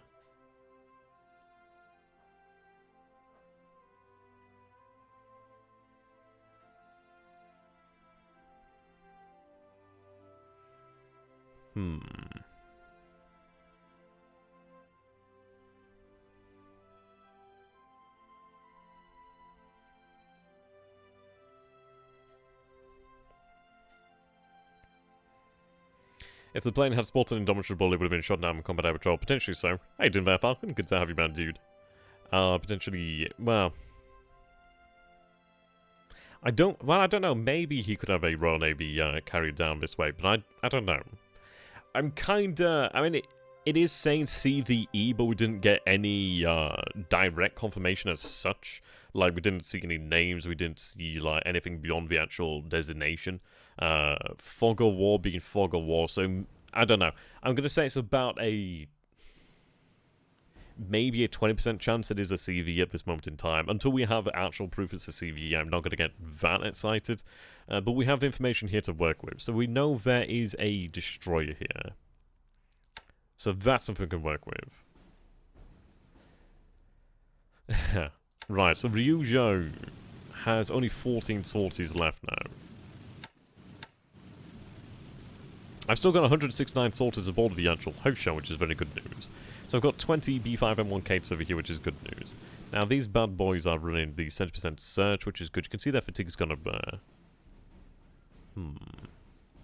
To be honest, it's probably Hermes, if it's actually a CV. Well, if it's a CV, then I'm going to say Hermes.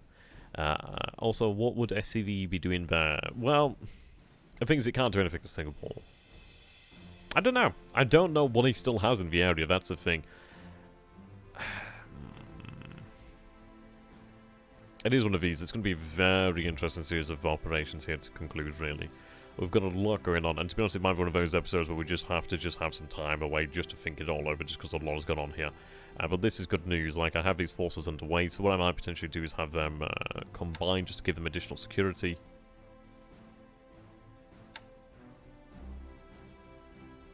Potentially so, but we'll see. But the good news is we have secured Kopang, so let's take a look over here at Kopang. Now, the base at Kopang, how is it looking? Oh, yeah, perfect. Kopang's in perfect condition. We got 3,480 supply here. Is that all from them? I'm gonna... no, actually, I don't... How much did we carry on board these guys? I don't think we carried... I think we might have carried about 1,000 tons of supply?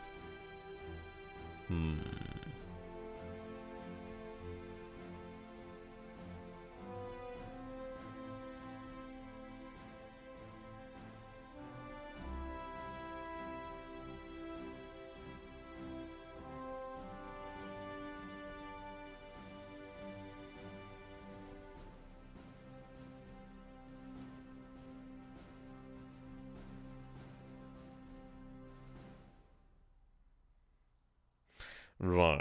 Can you show the ships a new man? That's a good one. We'll have to take a look at that.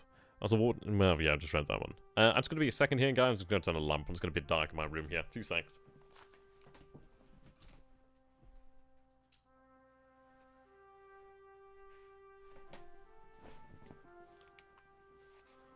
Okay. Right, well, I think we had maybe about 1,000 tons of supply with this force over here then. But it looks like we actually captured some decent amount of supply. I'm going to have to double check that, but it looks like we captured some supply, which is really good there. I could potentially hunt down this force over there, but I'm not exactly interested in that. What's the terrain there? Jungle rough, so yeah, probably, yeah. I'll just let them starve. Leave them to starve, really. Take over bases in the area. But with the base over here to Kopang secured, that's a solid amount of it's a solid amount of supply there too.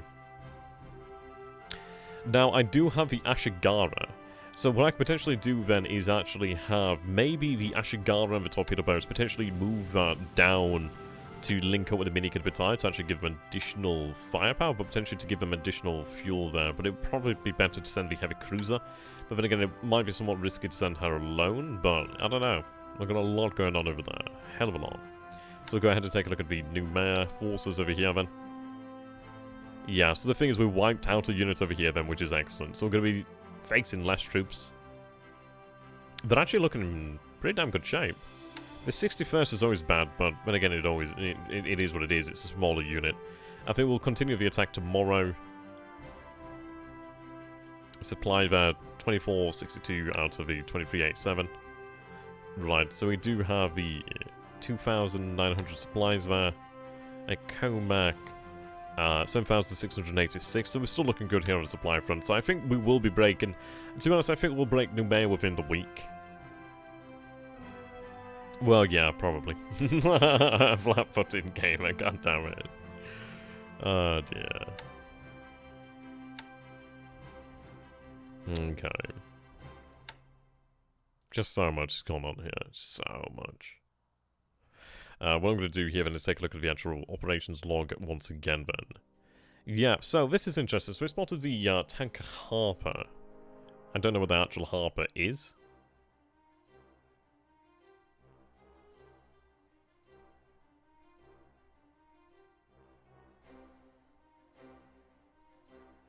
Yeah, so it's one of these there, really.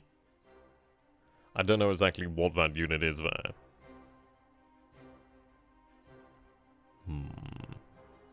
Well, what class it is. Sorry, I was a bit distracted there. Yeah, what that actual tanker is in terms of size. Maybe it's just the one tanker, maybe it's more, but we know about the DD then. So we know about 4 ships in the area then. So, I don't know, I just can't see it being the, I just can't see it being a CVE. I don't know, maybe, I don't think it is. The enemy units were all at 0 AV at the end of the last combat. Well, I mean, potentially so. We're going to attack again tomorrow. Hopefully you'll be able to sleep while THG takes ages for his turn. Shane will probably have to wait. Well, yeah, I've just read that one, actually. Oops, sorry, just somebody at the door. I'll be right back here, guys. 2 seconds.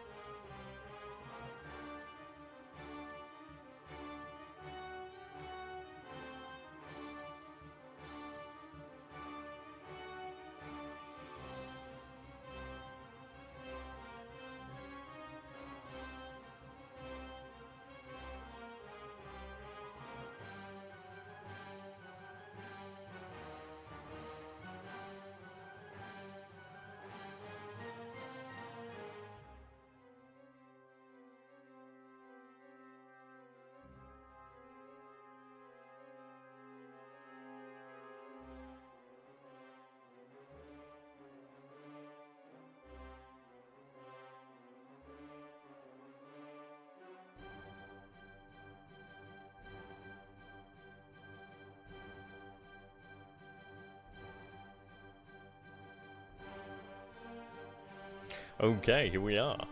Back. Just had to go and get an Amazon delivery. I got some pens that came, so obviously starting education this week. Right. NV Harper was an oil tanker of the Anglo-Saxon Petroleum Company, later Royal Dutch Shell, 3,700 tons. 3,007 tons, so not the biggest one there. We've got combat patrol up. Oh, don't be telling me that stuff, by the way, there, J Street. I appreciate it with a passion, but just, yeah, don't be giving me any spoilers. Yeah, just don't. I mean, I appreciate it, but yeah, don't tell me anything from THG's point of view. In the future, we'll be able to have, like, these episodes where we do talk. But we'll have to wait for those special ones there, really.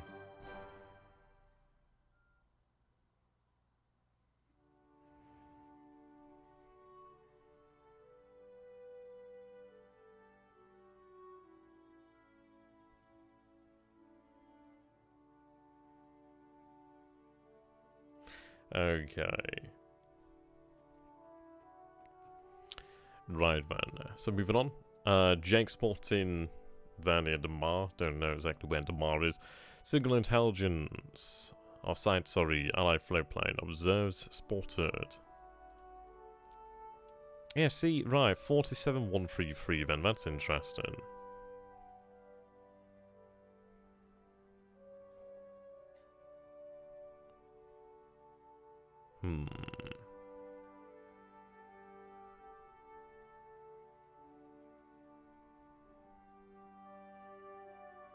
Yeah, so we have something else to work here then. So 49 and then 47133.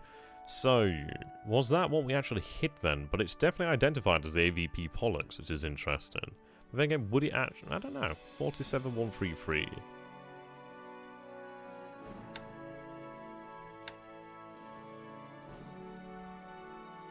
So that's 49. Right, 43133. Okay. So that could be the Pollux then. So, okay, now a picture's come together then. Now, maybe the tanker Harper is in Port Carnarvon, which could make sense. It could be that is indeed the Carnarvon there. Well, in Carnarvon. Which,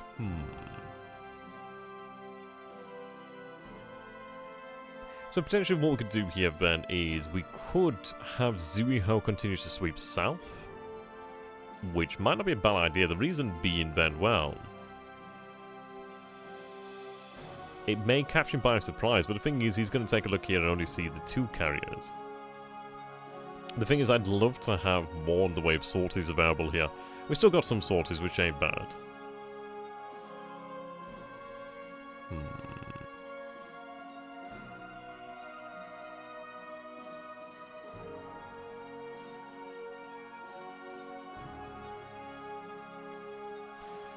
Right. So let's take a look at the distance here then. So you're heading down there. Now, if I was to head to this position here, you'd obviously still be able to contribute to the attack there. So maybe we have them move by this position here, but the thing is, maybe we move wider. It's hard to say, because then there could be, I don't know, maybe there's things out here as well. That's the,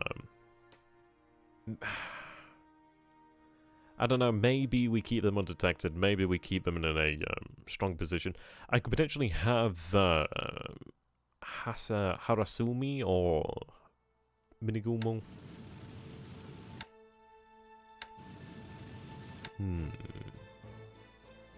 But then again, if all we're facing here is this single destroyer, we do have the firepower to repulse that. I mean, the fact that we've got Bakuman over here is good. So these guys have run the naval surge. Yeah, we're on full ammunition here. She's only got 3 system damage. Okay.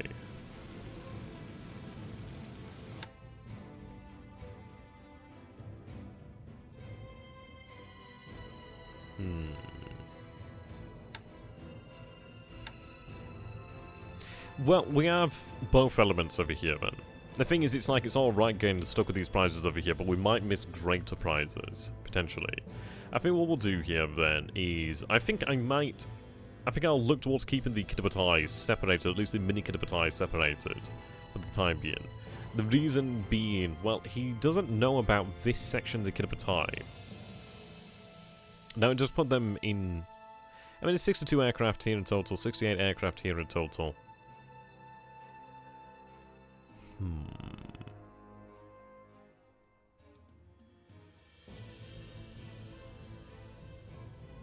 I think what we'd look towards doing then is let's look for a point here then. Right, so I can manage about 6 hexes, can't I? So that position there would put me 10 hexes out from Geraldton. I think 6 is our range. I might look towards maybe 5 hexes, but we'll see. Right, range is 7. Yes, we definitely have the range there. I could potentially even move further out. So, their reduced load there is 250 kilogram bombs. Okay. See, they're running 70% search, so it might be... See, the thing is, with running the search there, you're not using sorties when you're actually hitting the actual targets. You did see that we actually did hit one of the... Well, we hit the tanker Iris without actually having the mission there. Well, we didn't have the animation, I suppose you could say. That's probably the best way to explain it. So, I think we potentially keep up with the search, but then again, it's one of these, isn't it? But what I'm going to do here, though, what I'm going to say is, we'll look towards moving... Now, I might go 6, I might even go 7. If I go 7, then I'm using my range. Well, the thing is, off my head, like, how it works is... We haven't got a huge amount of sorties. I mean, I've got a decent amount of sorties on the other ship, so what I might do is actually have the B5M1s over here and actually run the search, perhaps. But like how it works is when you're running search and your actual aircraft hits an enemy ship, it doesn't actually use a sortie, as far as I'm aware. It's just like a way for us to actually just increase our duration out here, potentially. I suppose here at the very least we'll move Catalinas next turn, potentially so, but mostly okay to attack. Well, we don't have to have all of them to attack. They're not going to run. We might be able to run them out with the search, but I'm not ruling anything out at the moment as of yet, so just... We're going to really figure this one out. The thing is, I don't want to have everything on to attack, because the thing is then I'm going to be situationally blind. Sure, I might have... I don't know. It is... I might reduce the percentages.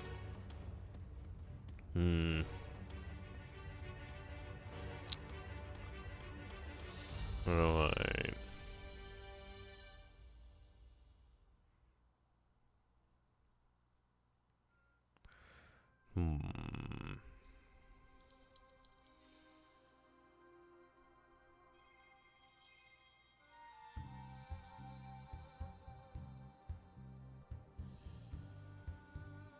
It's one of these, isn't it? We're going to figure this one out.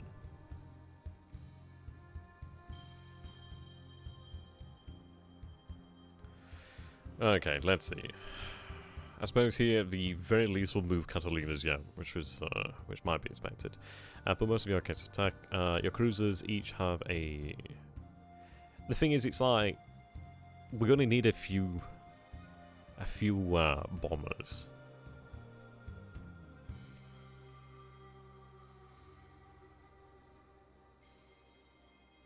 I mean, there might be more ships in the port there. I think what we'll go for then is we'll have our position over there. But what I'm going to do is have them take a roundabout way. So, right. Let's just double check this. So that would be, from this position here, that is 5 hexes. So I can go 2 more hexes. So about there, roughly. And that would probably be 7.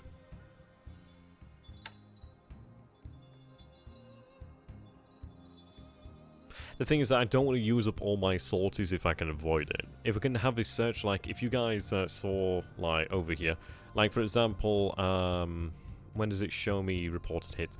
Like, yeah, these are coming from the actual bombers there on search. Let's actually give us some identification there. Union Coastal Class. I think that is the Harper. Well, that's the Harper. Is the Harper its own goddamn thing or something? An ESO type T-Class tanker, but I'm not seeing an actual location. Supposedly we hit both destroyers, but I mean, this is it. There's apparently 2 destroyers in the area. There's apparently an AP here as well.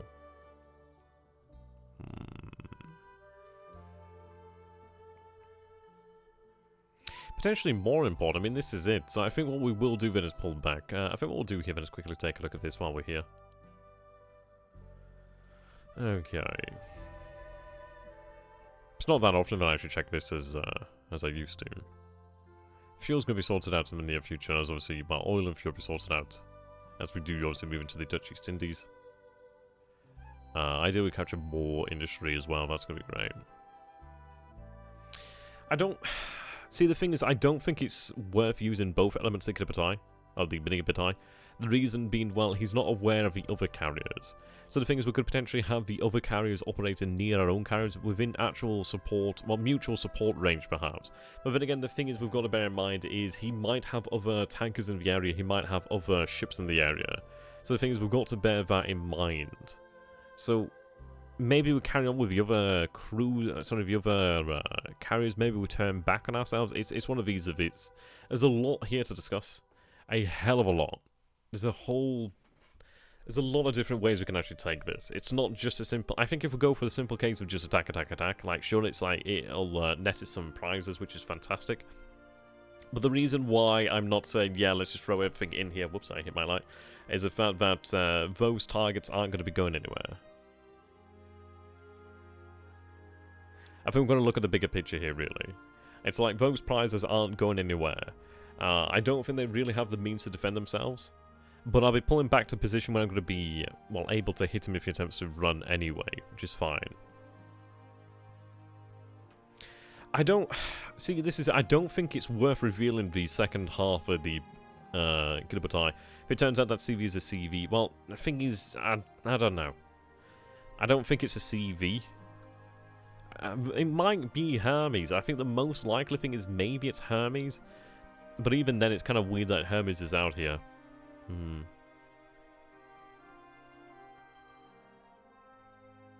But you got to think there, Pirate. It's like, there's the prizes that we see, but what about the prizes we don't see? Maybe there's more out here. The thing is, we found these guys here. Maybe there's more. We did move into the area pretty quickly. It's actually feasible to assume that if there was any ships out there, they would still be out there. Or still in the actual area. I think we're going to have a lot of... There's a hell of a lot to consider here. There's a lot. There's a lot. THG will set up a Catalina combat aerodrome at port. Combat aerodrome would be rather wild, but maybe. It depends if he has them in the nearby area, really.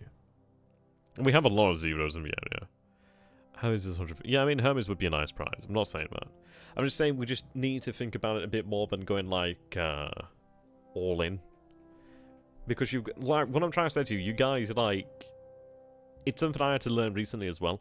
Is like, you think, okay, well, they're not a naval attack per se, so they're not attacking. They are still attacking.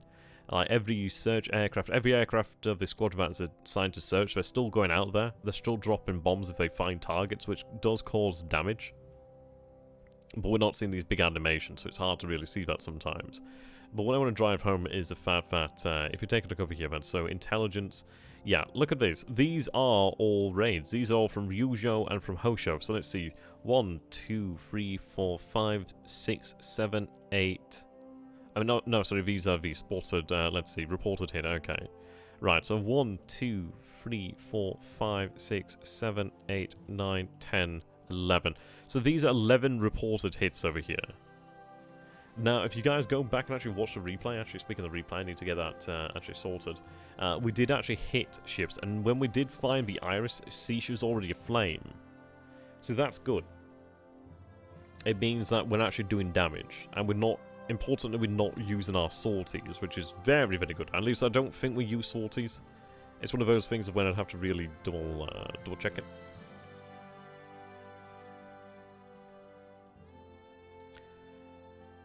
I mean, it might increase the actual percentage allowed to attack. I'm okay with that. Obviously, I'm going to be aware of, like, fatigue and etc. But I think there's a lot to go over and consider. I do not think it's worthwhile revealing the second part of the Kidpatai. The reason being, well, if he doesn't know it's there, that actually plays into our hands a lot more. I mean, maybe what I do then is actually have it hidden. It's one of these, isn't it?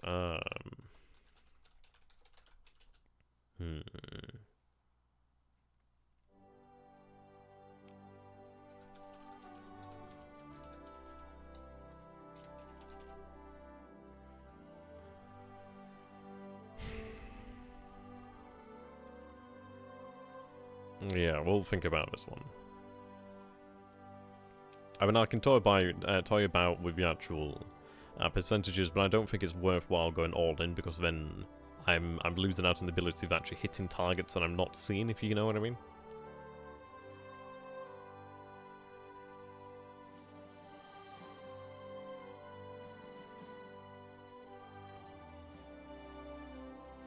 Going public, there we go. So upload the actual replay.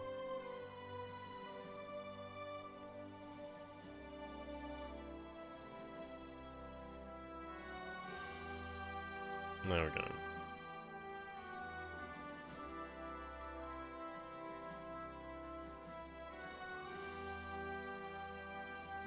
Yeah, we'll take a look at the aircraft and engine production in a second here, guys.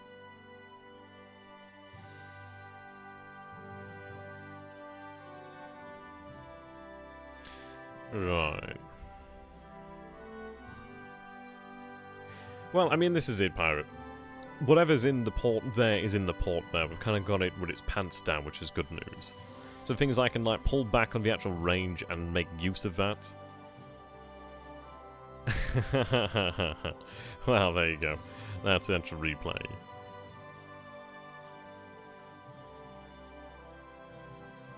Oh, because that's the current turn. It's like saying this is the last turn that was loaded. Like if I had 61, like if I was playing turn 61, it showed me that this is the last turn loaded.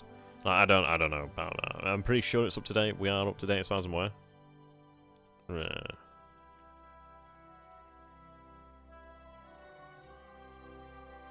Right, okay, yeah. Aircraft production. Building. Oh, I do have something with the R&D to actually do here while I'm here as well. Okay. We're going to be halting that soon. To be honest, actually, I think we did halt the construction. No, they're still producing. Yeah, we're not repairing anymore, that's it. So we've halted the actual further expansion there. Salary production's getting up there. We're nearing the point where we want to be here, but I'm going to have these zeros go on to about 120, maybe more than that. Maybe 120 would be fine. Okay. That's the R&D. We're making good progress on the actual zero now, but what I'm going to be doing here then is actually have the Ka-44 Tojos actually converted to the Ka-44-2A Tojo. It doesn't actually set us back any further, but it is a better aircraft, and it comes at the same time anyway. I'm very much looking forward to when we have the Ki-84s. They're going to be fantastic. A7M2 SAMs are going to be brilliant too.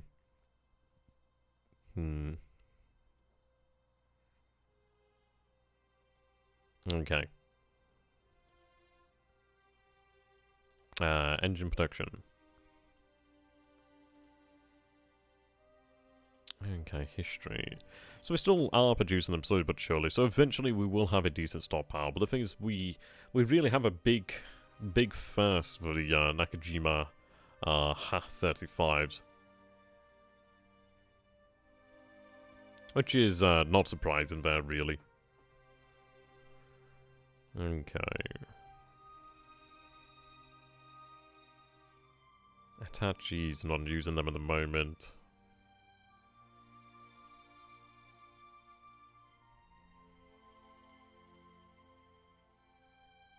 Which is if I'd be salaries used again. Let's see. Oh, that's R&D, no wonder. Right, building. So you're using the 32. 32's getting up there. We did turn off the production of the G4M1s as well. Yeah, we're still building salaries. Let's see, engines.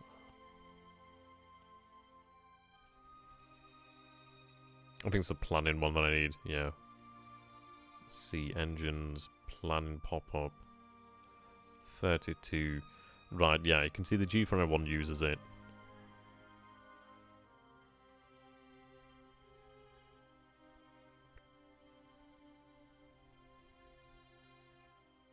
Okay, Ki-21-2A, right. So that's fine. Basically what I'm doing here then is making, yeah, putting more engines actually there for the Sallies. You can see they're actually producing a few here, 10 of them actually in the pool there, which is nice. 3.8 free being produced per day. To be honest, it might be, as far as it goes with the bombers, what I'm kind of thinking here is maybe in the R&D is, once we actually have a supply available, maybe I may just stick with the Sally throughout the majority of the war. if it means I can actually go for potentially another fighter, another couple models, that could be very handy. I mean, that's something that we're really going to have to really discuss. I'm going to do a lot of research on that one, actually.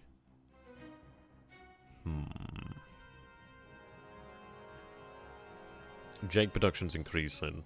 I do need more Jake. So Jake uses the Mitsubishi Ha-33. So let's see. 33 plane pop-up. Right. I mean, this is it. It's used by the A6M5C0, A6M70, A6M80, D3A1s.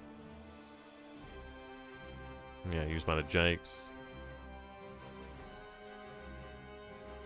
I think what we're going to do here then is actually shut off the H6K4 Mavis production for a time. The reason being I need more of the actual Jakes.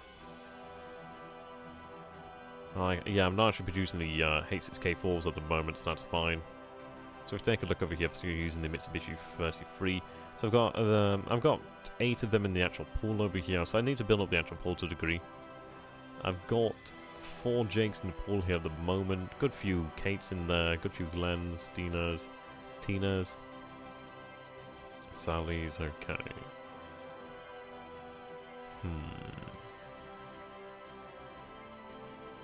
No, I mean, this is it. I don't know when to actually truly expect the Yunyo class, well, our first new fleet carrier to arrive. And the optimum here, but, well, actually, let's take a look.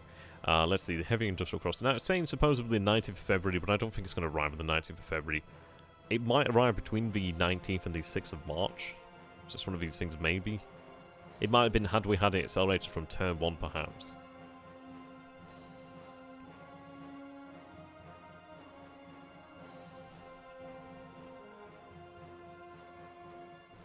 And this is it, showing me the accelerated delay and the actual delay. This is actually the time taken to build, so it's either 15 days or 30 days. And it's showing the date of arrival as the 19th there.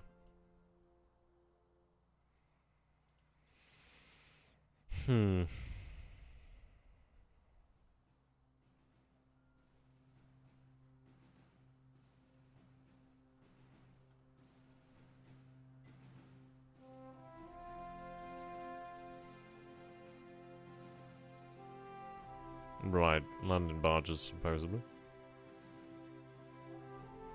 Yeah, so you arrive on the 22nd of February, which is the Kitsuma route. Should be handy. We do have the seaplane cruiser Blinson arriving there the 27th, which is going to be great because I can actually have that converted to a CVL and be later part of the year. I-28, looking forward to that biatch.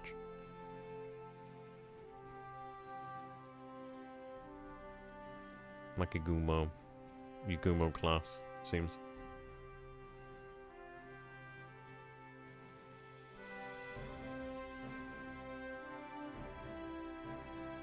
So we do have some new toys then in March, which is nice to see. Yeah, the Unyo. Yes. Hio arrives there in April, supposedly. She's been accelerated as well. Yeah, seaplane cruiser. That's what they are. Oh, no, not yet. This is like the actual seaplane cruiser, the CS. Okay, let's go ahead here then.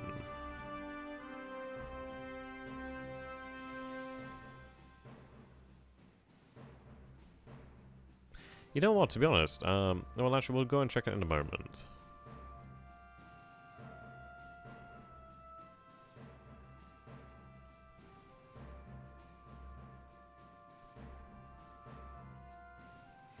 Right, okay, so I mean this is what we're looking at the moment here, Ben. So we have fair detection over this way, so maybe there isn't anything in this area as far as we're aware, but maybe it will be in that area.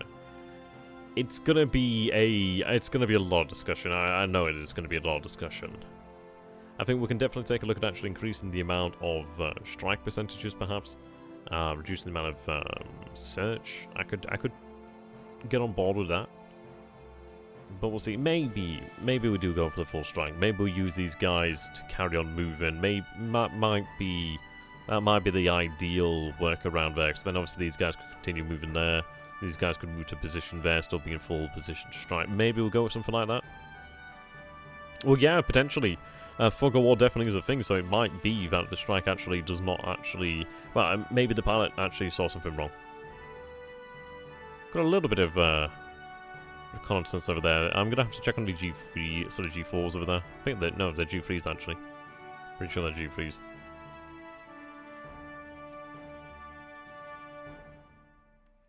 Still searching over there midway.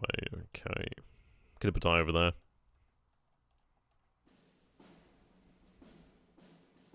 I feel better about having the ships move out from this area. I do feel better about that. Oh, actually, one more we'll check here, the resources.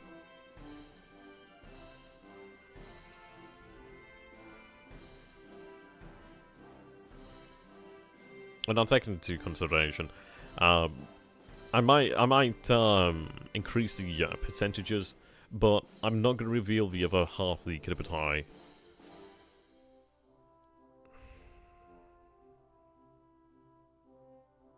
We'll see. We'll discuss that one. How about the idea of dispatching a CA in the different direction of a seaplane? I mean, well, I mean, this is it. It's one of these things of where I need to keep them close by, so we actually have like something akin to like an actual heavy unit ID. I mean, the actual heavy cruiser is really good. Our heavy cruisers are pretty good, to be fair.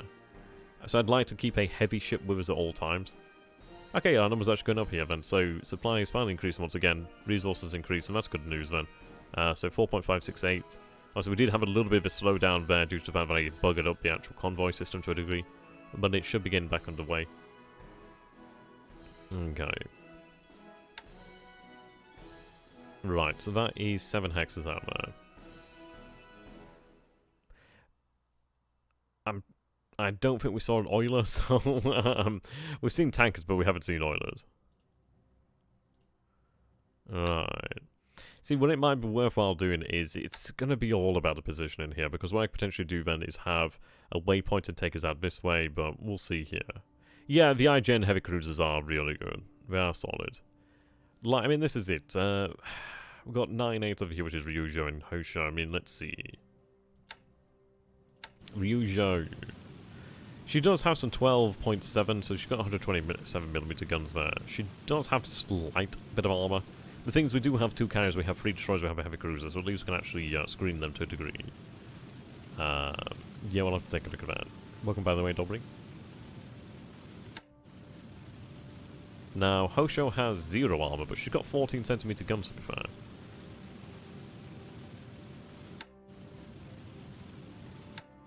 So we've got 21,000 yard range there. Not going to be super useful, but still not bad. I mean, yeah, we have Kagiro. So those are very good destroyers. Really good destroyers. One of our best destroyers, really.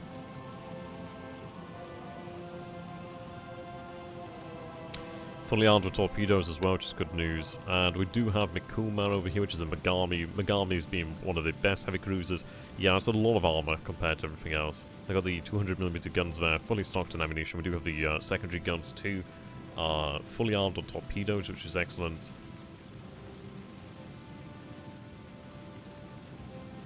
Okay. Right. Well. Let's see. Ship database. Let's see. Allied ships. I believe Black Hawk. Is Black Hawk its own goddamn thing? Because I kind of wish we would have hit Black Hawk now. But we might still hit Black Hawk. She's somewhere around that area.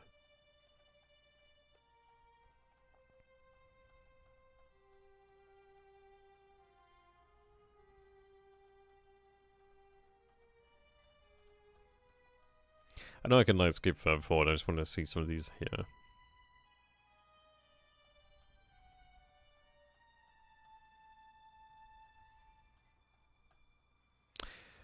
Richelieu. That's a beautiful looking ship. And I was like looking forward to seeing that thing, but that's beautiful. Look at those guns there. Whoa. Amazing amount of firepower there. All guns forward. Hell yes.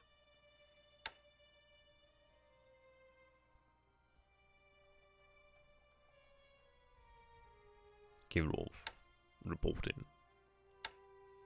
Alaska. Love those things. Command cruisers.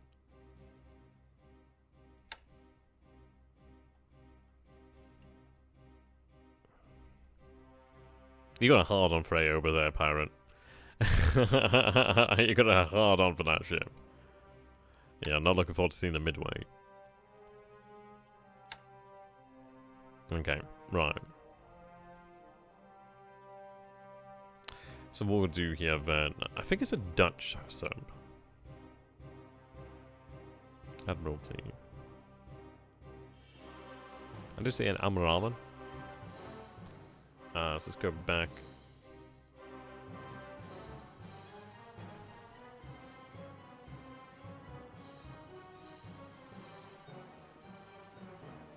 Operation.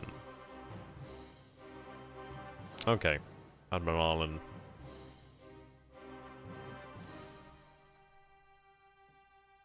Kinda.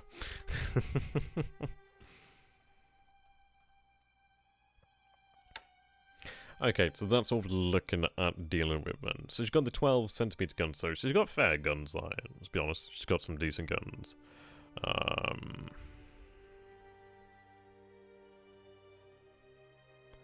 75mm there, which is her AA. She does have one torpedo. Well, she's actually got a few torpedoes there, which is the 21-inch. But they're only 11,000 yards of range. Like ours are 22,000, I do believe. Right, Isaac Svea.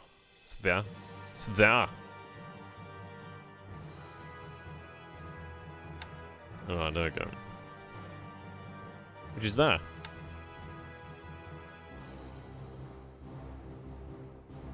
These are just dual purpose guns. These are 4-inch guns then, okay.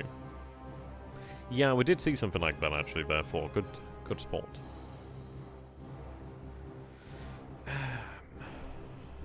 I don't know what class the wit is. It might be a misidentification, but I don't know. But yeah, she's got the same torpedoes there.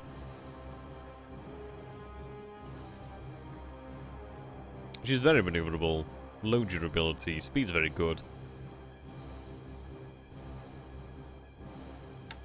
But she looks more like she's geared towards AA.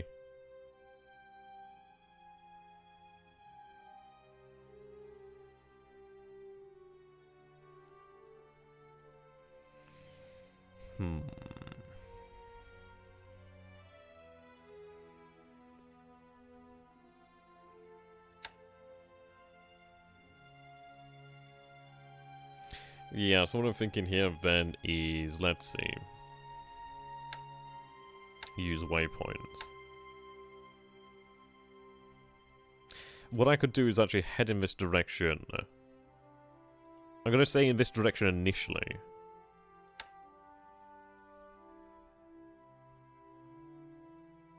That's an Admiralen class, okay.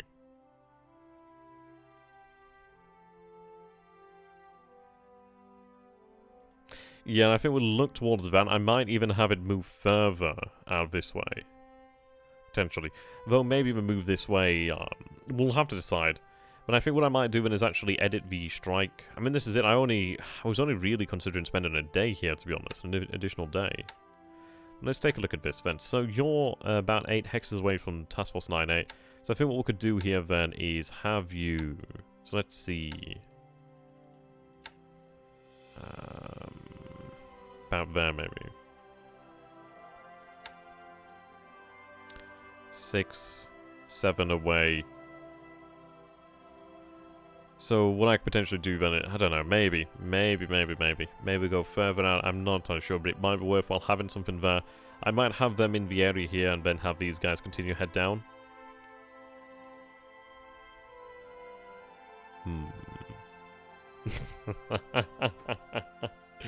I'm glad therefore. Sorry, I'm glad there, Carl. I'm glad. Good to have you, my dude. What did you think of the turn? It's been nice so far, right?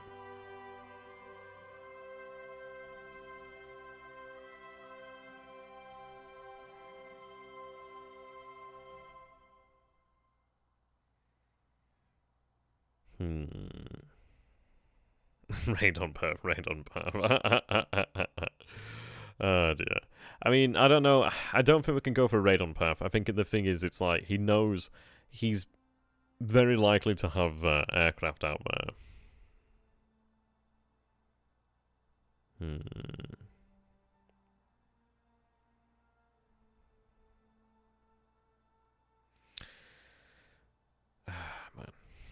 there's a lot to be decided here.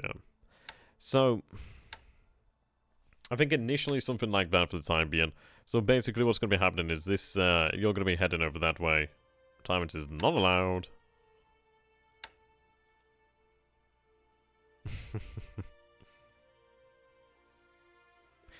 You're going to move to that position there. I mean, this is it. I've got to bear fuel in mind. Like, we are, like, what, 2 days out from Perth, really? The other thing is, I don't know, let's see. So, your position would be about there, which is about 7 hectares away, which would be right next to where they would be anyway. Maybe what we do then is actually have the force here move wider. I think maybe wider. The reason being, well, if they're heading to that position anyway, if I sweep wider, then maybe if there's anything else out here that's trying to run, we might be able to pick up on it. Would still be within range to potentially support with aircraft.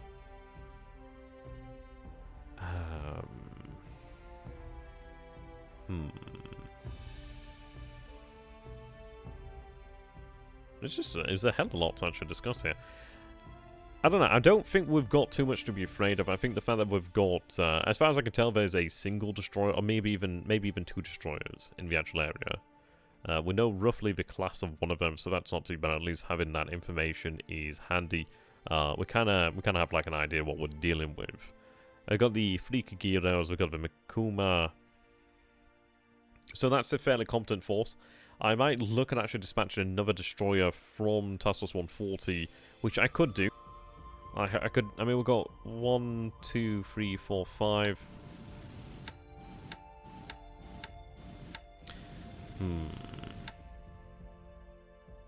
The tanker that we definitely sunk, the Iris, wasn't that big, but it was still worthwhile hitting. Those DDs probably tankers escorts, yeah, more than likely.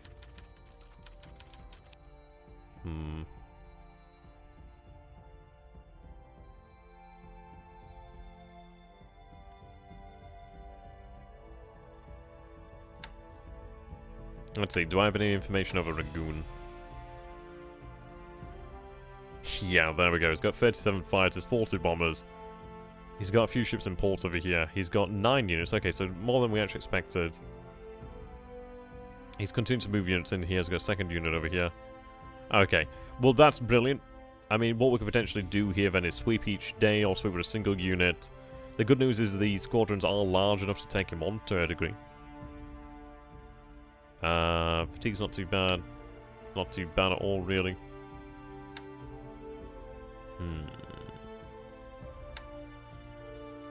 Right, you're nearly at full strength. You'll have more aircraft available tomorrow.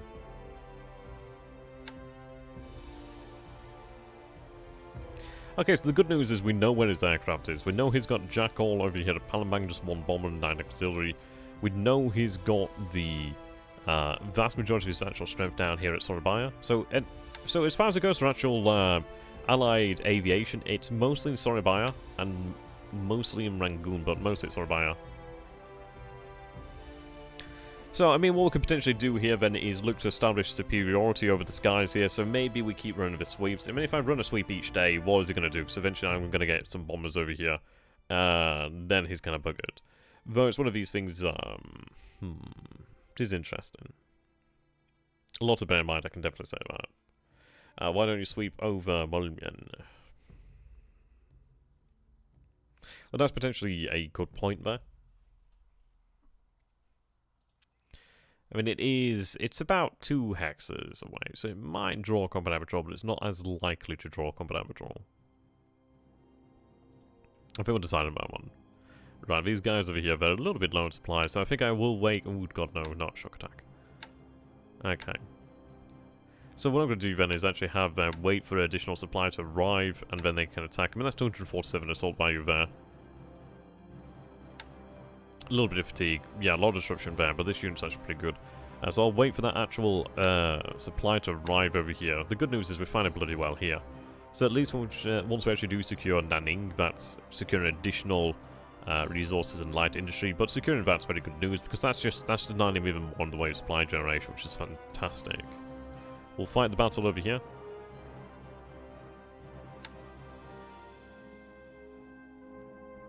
I'm still waiting on the heavy cruisers to arrive to bombard Wankau.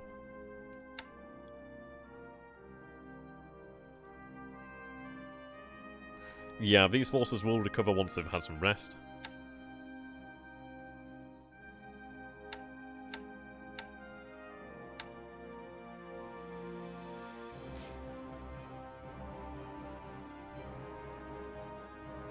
But I mean, the amazing thing is that these are just... It's incredible. It's just so much here. But the fact is, if he's not worried about China now, he's gonna be on fire next turn. Because the thing is, if he's got nothing moving to that base at Tayun, then I might be able to get something moving there within, like, another day. So the thing is, like, boom, take the base, boom, take the base, and then it's like, shiza. I don't know anything about these other bases. I imagine Chungking is actually garrisoned. It's strange when he's actually got this garrisoned, really. Strange, isn't it? But he's only got a few thousand troops over here. You take a look at that, he's got, what, maybe 10,000 troops on this side of the river? I mean, that's not a lot of troops. That's not a lot of troops. So the thing is, it's like, once we actually start getting the paratroopers over here, that's going to be a few squads in there. The thing is, once I actually own the base, I can use the airfield freely, so I can get more troops in, more troops in, more troops in. I have played the Burma Road scenario multiple times, and the only way to disable Rangoon is to kill his pilots, not just his planes. Well, that's it, isn't it, really? I mean, that's a good idea, man. I'll take that into consideration. It's not a bad idea. It's one of these things, at least we know what we're dealing with. I could potentially have one squadron just run combat patrols for a while, or keep it rested. The thing is, I need to actually have the bombers to make good on the attacks over there, so that's fine. Okay, the 3rd Air Division is now finally in position, which is excellent news. So if I take a look over here at Kuala Lumpur, you can see they've got 48 aviation support, which is actually not as much as I would have expected. Are they actually unpacked? They seem to be unpacked. I expected more, to be honest. Maybe it'll show up next turn.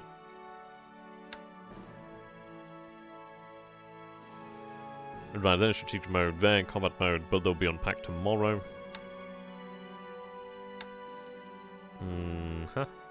Right, 24 at the moment. The great thing is we do have our divisions ready, and we will be marching across this turn as well.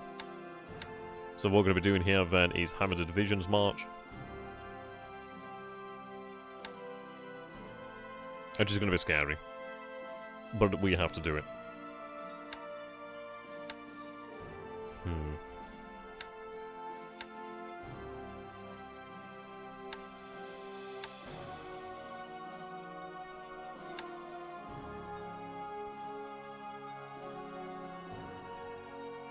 Oh, right, I see.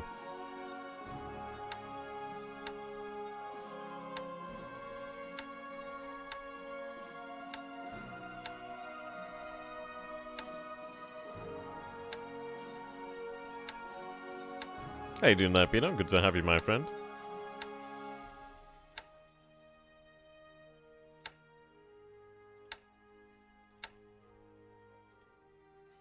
Yep, you know, we'll march on to Singapore.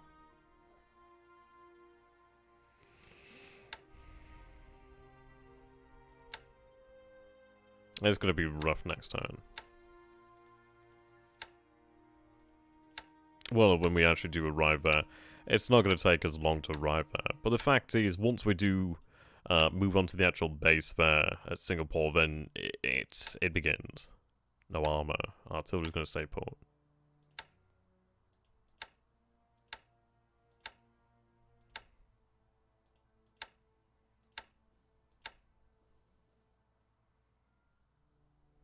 Right, get them in combat mode.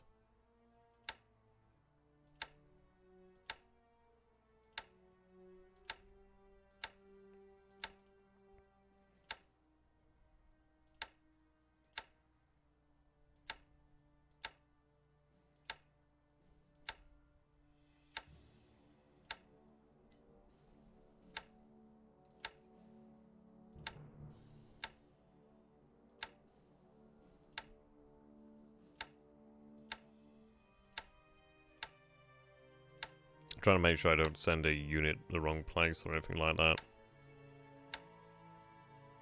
Cancel its movement, for instance.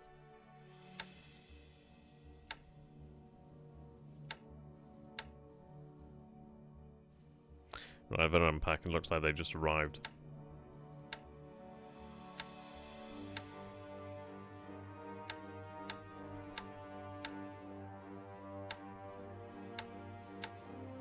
Headquarters stay put.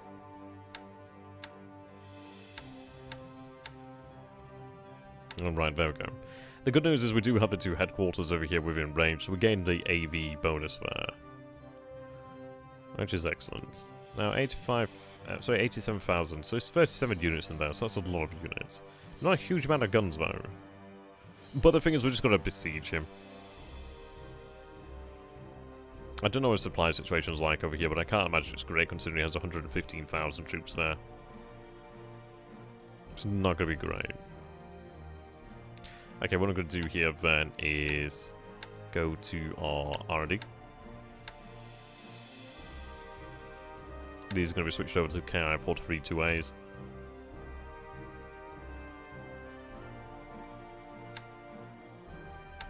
Notice we shouldn't lose anything.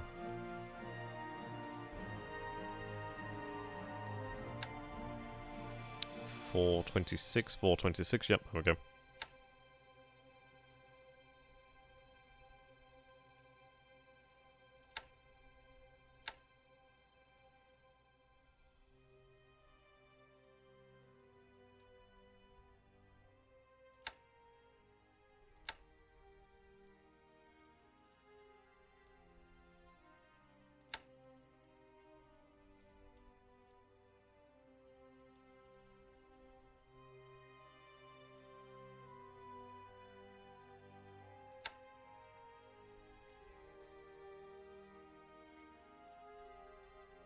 Right, there we go. So we switched down from the KI-44 to the KI-44-2A Tojo, which is just a better Tojo. It's a slightly faster Tojo, with a better climb rate, etc. So it's good to actually have. That's not got anywhere.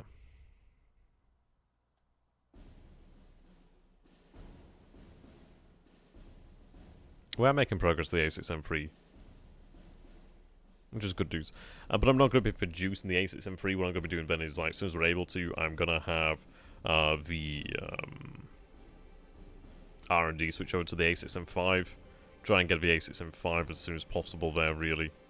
Try and bring it forward a little bit sooner, which is going to be excellent. Okay. Good news is we didn't actually have anything torpedoed over here.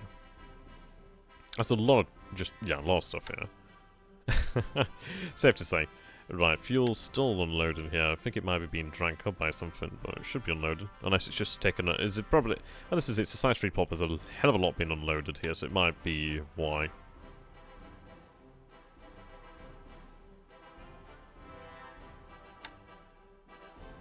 Yeah, 16 farm being unloaded. 5th Air Division being unloaded.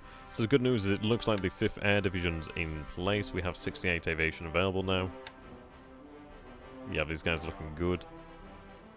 Fatigue's not bad. Not bad. The Oscars did a good job. Looks like one of them was damaged there, but it did a good job. Fatigue's not too bad either.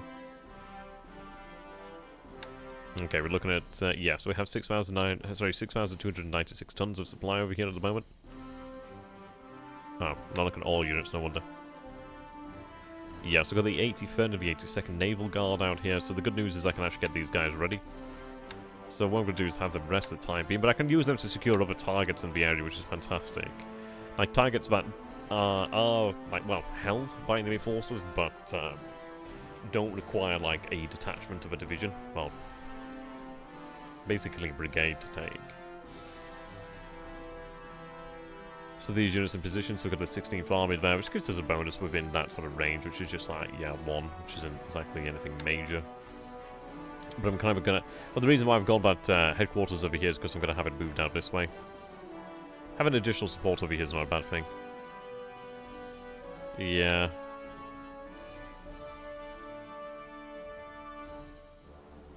I'm gonna have these guys loaded on ships when we have the ability. I've got some fast transports being set up, so we are doing that. Come over here. Yeah, she's loaded in at the moment. How many has she got aboard? She's got 12 troops aboard. So, a day there of a delay. I mean, I've got the first raiding over here. I think we need to get that moving there. I'm very loading at the moment. But I can have them take some...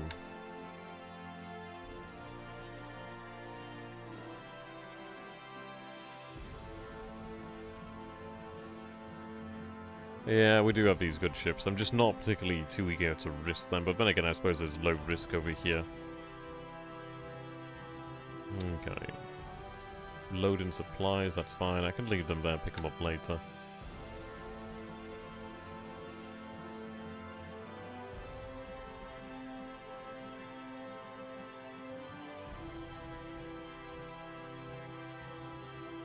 Have you head over there? Right, cancel loading supplies for the time being, get moving.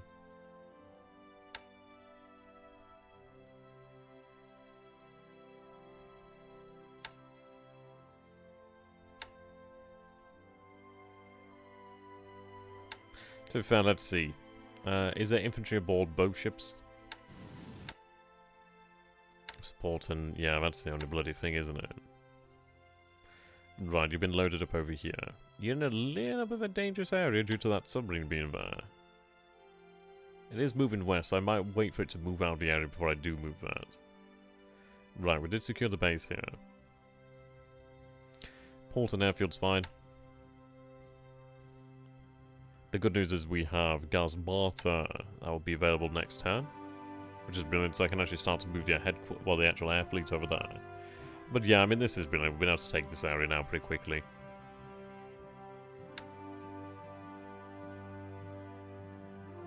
Got a Mandang at the moment. Right, what I'll do then...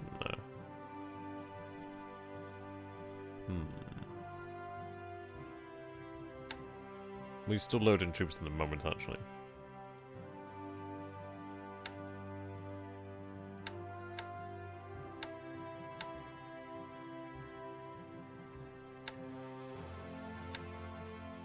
I don't know why they're going to truck.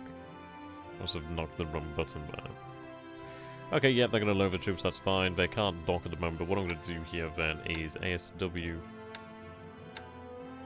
In fact, I'll leave one patrol with them.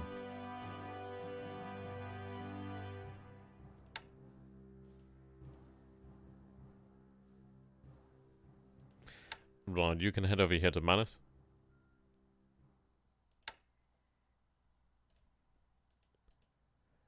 No fuel at Manus, but then again you can share the fuel out with this ship over here. There's plenty to go around, which is good news.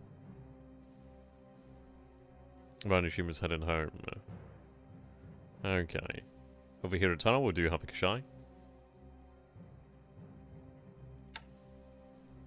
So I do have that koi there. The only issue is it's like not actually got the aviation support.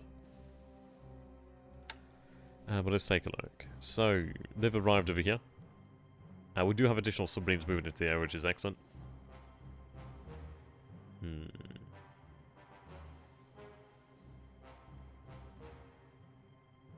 Well, with that patrol boat, it doesn't particularly matter for some reaction 0. The reason being it's still going to react to that hex in there. Like, this is 0, that'd be 1, that'd be 2, which I imagine you know about. It's just the case of obviously I don't have a huge amount of fuel. We know the submarine's there, it's moving out of the way. I just wanted to link up with this actual ship over there, not actually hunt the submarine. It's just there as an actual guardian, if anything, really. So once the Dutch East Indies is in our hands and China has collapsed, invasion of Australia. I mean, maybe, but Australia really isn't my preferred choice.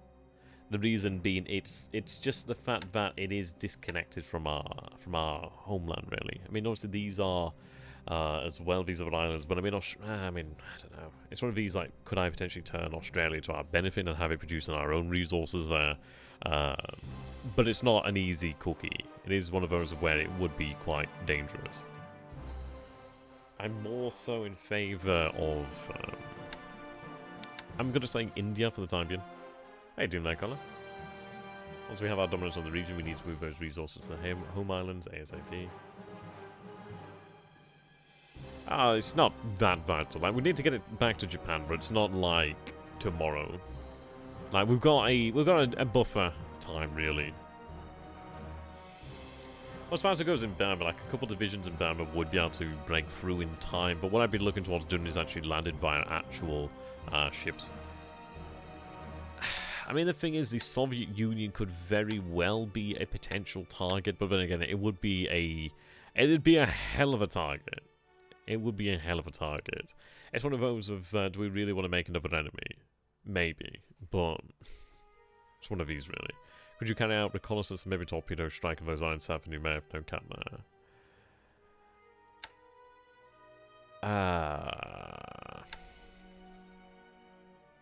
Well, let's take a look at the range from Luganville. I don't think I have the range from Luganville. Yeah, it's a Norfolk's 20 hexes, so I don't have the range there, unfortunately. Let's take a look at these guys, by the way. Takes down to 7. If you plan on going for India, Ceylon, maybe, but it's one of these things, like, I don't want to be going for like these islands that I don't really have the ability to support. The thing is, it's like, the Royal Navy isn't that much of a threat once we take Singapore, but the fact is, it's going to be a threat once we are, like, well, if we're pushing towards India, then, oh yeah, it's going to be a threat. The base is just closer by, really. Well, to be honest, this is it. Yeah, level 5 forts, when we took 16,000 casualties, to be honest, I expected far, far more, so that's not bad at all. But the thing is, the actual Chinese supply situation is not going to be great. But the fact is, we've still got, we just got shy of 5,000 AV, but the thing is, it's like, we'll have our troops rest a couple days, 2-3 days, maybe something like that, see really what we can get away with. If he begins to withdraw from Changsha, I mean, ideally doesn't immediately begin to withdraw from Changsha, maybe he just doesn't recognize the actual serious threat to his forces there. But I think he probably will. He might look to withdraw some elements, but they're going to rest. Either way, they're going to have a full day rest.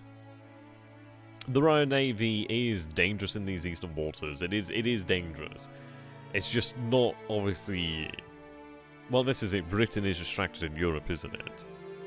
But we can't underestimate it. The fact is, when you're fighting any navy close to its own home port, it is far more dangerous than you would imagine otherwise.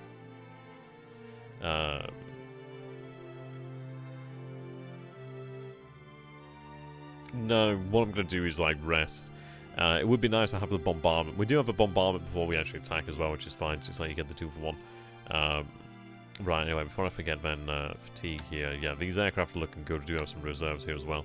So what I'm going to do then is have them set to naval attack, have them set to...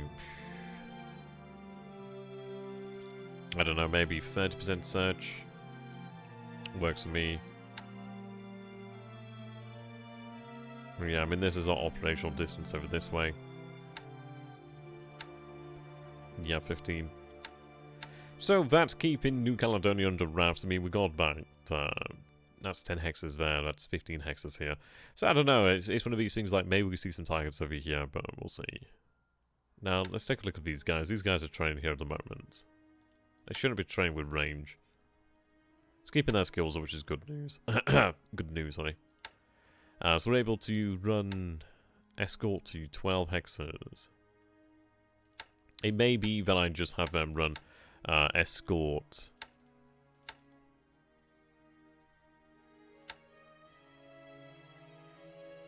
Yeah, it's because my throat's getting a bit dry here at the moment. So I think I'm going to call this stream to an end in a few minutes here, really. More thinking of ways to maintain or improve the Allied disruption. I mean, this is it. Well, I mean, we do have the actual aircraft, which is good. So them same altitude as the bombers, yeah, that's a good point, actually. Well, we don't know if there's anything over there. I'd rather... I mean, I could potentially look towards using reconnaissance, but once we have New Mare, then I can base actual aircraft down there, and it'll be within the actual natural range, which is fine by me. I don't really think it's going to have anything bad. Jesus Christ, these guys are having a bad time. We'll have 2 more of them ready tomorrow, which is fine. We do have a couple in the actual pool here. I might give them a reserve, but we'll see what the other squadrons are looking like, actually. Right, so 8,000 feet. Yeah, we'll go down to 8,000 feet, then.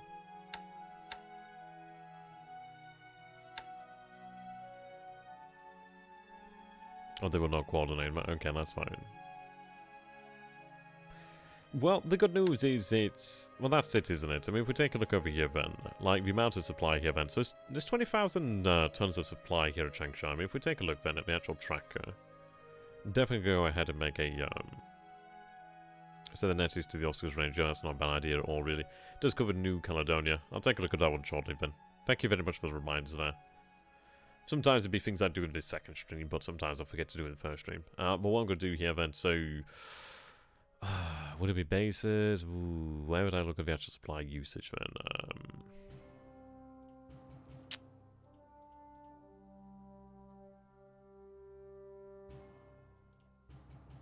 Do I see it here? Not seeing it here.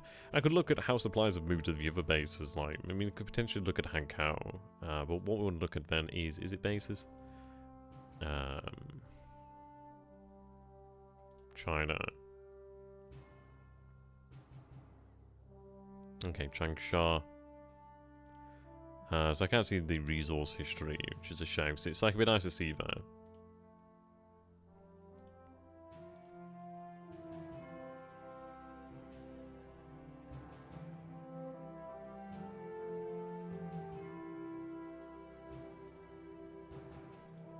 Well, the tank losses weren't that bad, really. And it's not surprising that we'd take losses there, because obviously due to fortifications. It's like, obviously the Chinese do have artillery. But I mean, we didn't lose that much. I mean, obviously I can repair my vehicles.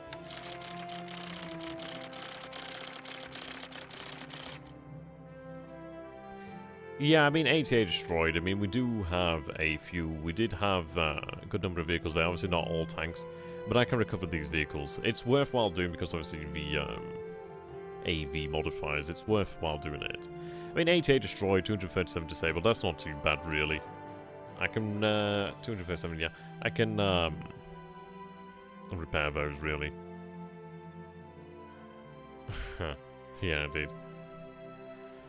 But yeah, that's still not bad. I mean, he didn't come out of that lightly. I mean, that was like, what, roughly like 3-to-1 casualties, more or less. But the thing is, it's like, I would, that's not amazing, you know what I mean? You don't really want to be in a position where you have more defending troops. I mean, it looks, yeah, I mean, look, he's got 174,000 troops there, okay, sure. So, I don't know, maybe that's a full number, maybe that's the actual defending number. But, yeah, you can see the actual preparations working against them, experiences working against them. But ideally, he will have negative supply in the next few days, which is going to be brilliant. And this is it. I'd love to know how much supply he's actually expended here, because it's going to be a hell of a lot. But that's good for us. That is actually a better result than I would have imagined, really. What the hell was I going to do again? I forgot what I was originally going to be doing. I was looking at tanks, wasn't I? Yeah, right, okay. What I'm going to do then is look for a division here, then. I'll see the 110th. Yeah. Well, this is it. I mean, level 5 is no joke, is it? We'll look at the 110th Division. Imperial Japanese Army. Infantry. Active.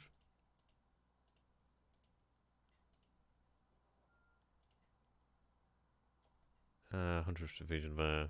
Right, 110th Division there at Changsha. Well, actually, I can just look at Changsha. Yeah, there we go. Let's see history. So you've been at Changsha since turn 44, then it seems. That might be the original time we arrived. Yeah, imagine over Yangtze. But if we take a look over here then, so...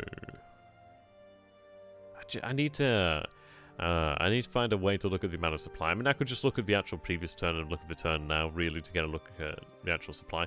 The supply is actually not too bad. So that we have 20,000 tons of supply still in the area is actually pretty damn good. Because that means that, like, another day's rest, I'll probably have enough supplies. I'll actually have a small surplus of supplies. Now, I don't know what his situation is going to be like.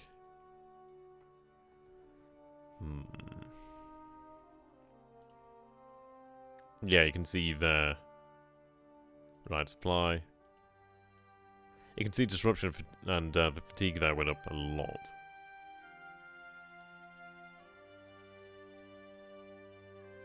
Like, we're at, we're lost a decent amount of the actual table equipment, but the thing is, we're at 79 at the moment. I can recover that.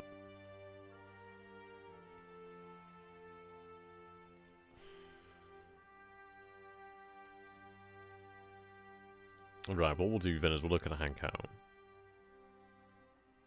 Hankau, Wuchang really being the closest ones. Hong Kong, where the fuck's Hankau? Right, there we go, Hankau. Right, here we go. So you can see, we're actually looking pretty good here then. So if this is the current turn then, as you can see we're still at 29,000 tons of supply, so that's actually pretty good then. Yeah, we were at a high over here at 1055 at 38,000 tons, but that's not too bad there. Okay.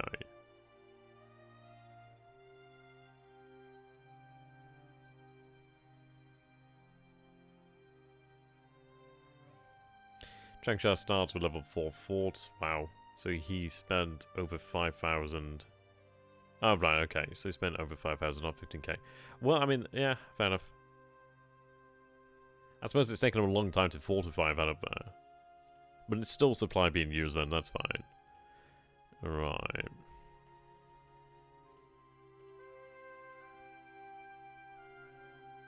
Yeah, so you can see Wuchang's dropped down their supplies.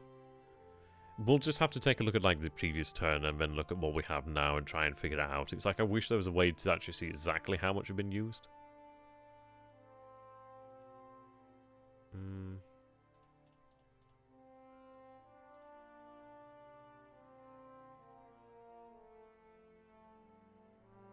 Oh, cheers, Infinite. That's much appreciated, my man. Right. Resource history in China. The total amount of supplies in China has gone up. It's one of these you could maybe look at the actual increase there, but this is it. It's hard to measure because obviously like things might be being taken out of China. Yeah. But I mean, this is it. We've got 263,000 tons of supply in China. I don't know how much he would actually have in China. 1,477 tons of supply production is nice. The more we capture, the better as well. Because then at least I can actually use, especially light industry, because I can actually use that then to feed the actual armies in the field. Which alleviates the situation to a degree. Okay, we have to take a look at the Japanese home miles. You can see that we're producing 20,000 tons of supply per day, then it seems 20,735, which isn't as much as we would like.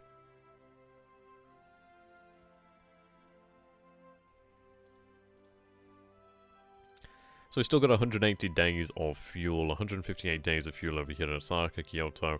I mean, it's only shown us 32 days there of fuel in Nagoya, but the thing is, obviously, this fuel can be moved around.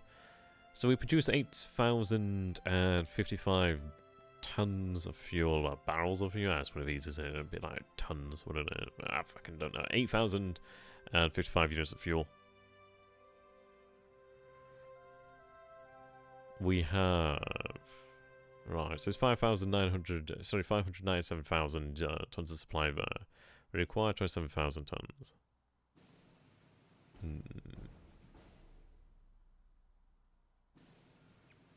Fuel production. We have 2 million tons of fuel there, so we're not going to run out very quickly. Like, we'd eventually run out if we're not careful, but the thing is, it's like, I would like to set up a effective convoy system before... Well, convoy ASW system before we actually get the convoys going as such. But we'll get them going relatively soon. I'm going to say probably within the next week to 2 weeks we'll probably get the convoys flown out from Miri. More than likely anyway. So obviously it'd be nice to get that fuel over there while we have the opportunity to do so.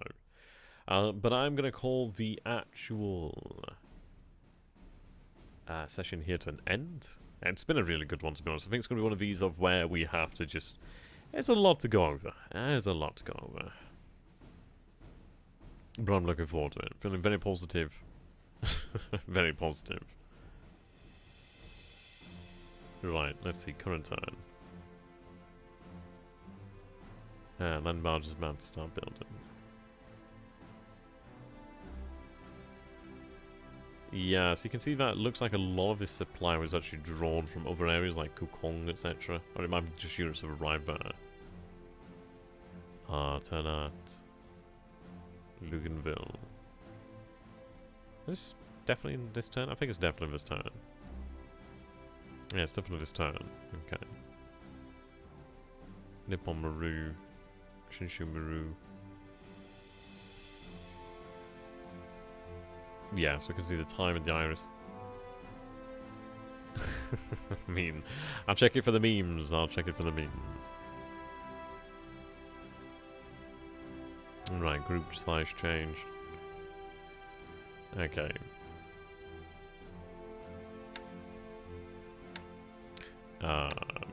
Right, where am I looking for? So Cape Town, West Coast.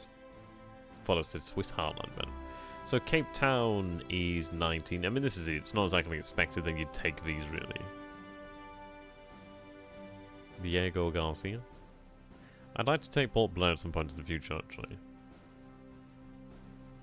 This is it. I mean, as far as it goes, I think India is entirely doable if we do conquer China. If we can take China, then we do have a lot of options there. It'd be a logistical hell, but once we actually got into India proper, things will become significantly easier. It's just one of these things of like, well, how many forces can I actually bring to bear?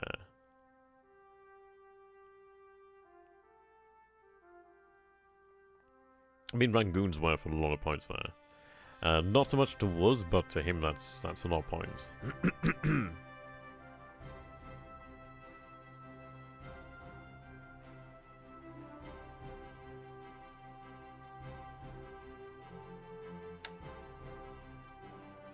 Okay, so checking West Coast.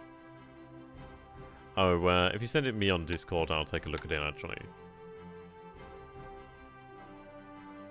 Be something we can discuss on the Chrysanthemum order, actually, so if you want to post it there, that'll be fine. Okay. Oak Harbor. So Seattle's worth 2,000 points there. Portland, 1,900. As the resident American advisor, San Francisco, 2,900. Lot of points. 2,800. I've not looked on Discord as of yet, actually. I'll look in a second.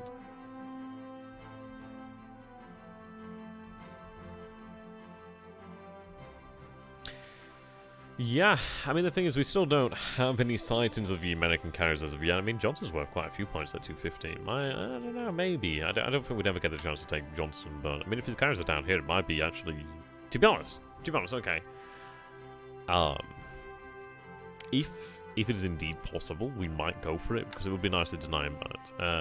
Washington. Oh, we have the United Kingdom. Like, these aren't worth anything due to the fact that it's just so unlikely to be just never going to happen. Yeah. It's like, can you imagine Japanese forces in Winnipeg? Yeah, I can't.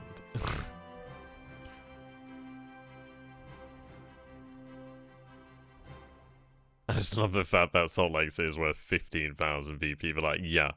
That's like crazy. Oh dear. It's never going to happen. That's probably just like a conciliation prize, which is getting that deep into the USA. Las Vegas.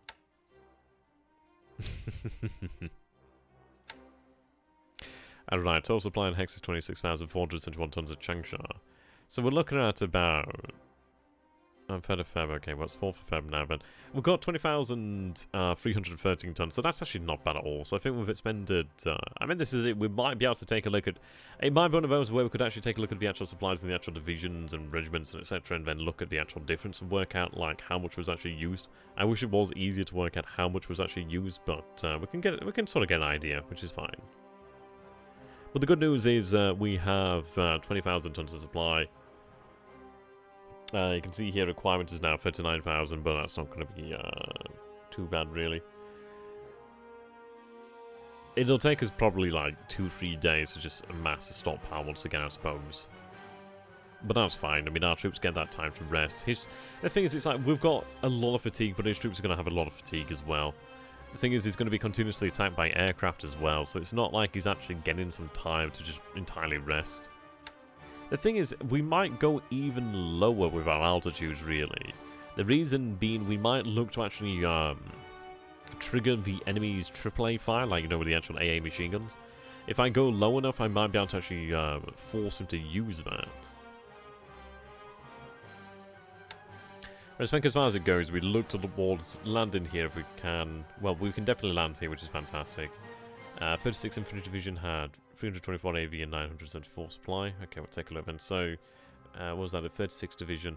So, 36th Division over here now has 695 supply and has 192 assault value.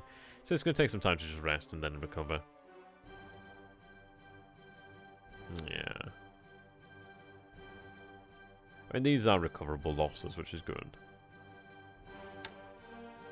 But the thing is, we're looking at 91,000 infantry now, so we lost a good few thousand infantry, really. Had rest 3 or 4. Yeah, this is it. Good few days. I mean, this is it. Might give him that time to potentially consider a retreat. But the thing is, if he stays here at Changsha, then we just keep attacking. And I do not believe... Yeah, he's not going to be able to actually rebuild the fortifications to level 5. That's not going to happen. So we'll just work on the fortifications. Once we burn through the fortifications... Well, he's got to burn through supply before we burn through the fortifications there, really. So the fortifications aren't going to make that much of a difference once his supply actually runs down there. And the thing is, he had a adjusted defense of 10,000, which, sure... but the thing is, once he has that supply reduction, then he's going to have significantly less than that, which is fantastic news. I was asked to actually take a look at the VP value of Soviet Heartland. It's only about 20. It's one of these things that's just not going to happen. You're just not going to take these bases, let's be honest. But yeah, I think we'll call it to an end here for tonight, then. It's been a fantastic stream, to be honest. I think overall, I think it's been a good turn. I think it has been a good turn. Oh, they're going that way around. Okay. Fuck me. Kind of left them out in the wilderness. Bit of a saver. I mean, maybe we'll go for that, or maybe I just march overland to Tarakan. They're kind of in a weird-ass place, aren't they? I don't know. Ah, fuck it. Might as well just march down it. Well, then again, let's take a look. It's all jungle rough, isn't it? Might as well just move to Jusselton, I guess. Should have just had to move my ship. They would have been there long ago. More likely to take Seattle and Poland than Soviet Heartland. Well, to be honest, it might be actually easier to take the Soviet centers. So it's one of these things. Okay. So, take a look at the actual situation over here, then. We'll have to figure out if we want to... I think the mini-kit battalion is self-sufficient for the time being. I think maybe another day, maybe 2 days at absolute most, so that they can potentially stand out there. And then we'll have to look towards bringing them back. But the thing is, we've successfully found targets, which is good news. I mean, maybe I send a couple of submarines down there. I'd like to review these actual submarine positions, really, here. But yeah, that'll come next time. So I'd like to say a big thank you here, ladies and gentlemen, for watching. Now, what I'd like to say here, then, if you do like the channel, enjoy the content, please do consider becoming a patron of mine. I will be putting the funds to buy new books, and as well, my god, if we beat China, then I'll get another print made. So, until next time, thank you for watching, and goodbye. Have a beautiful evening. And, of course, Tenno, Heika, Banzai. Until next time, guys, goodbye for now.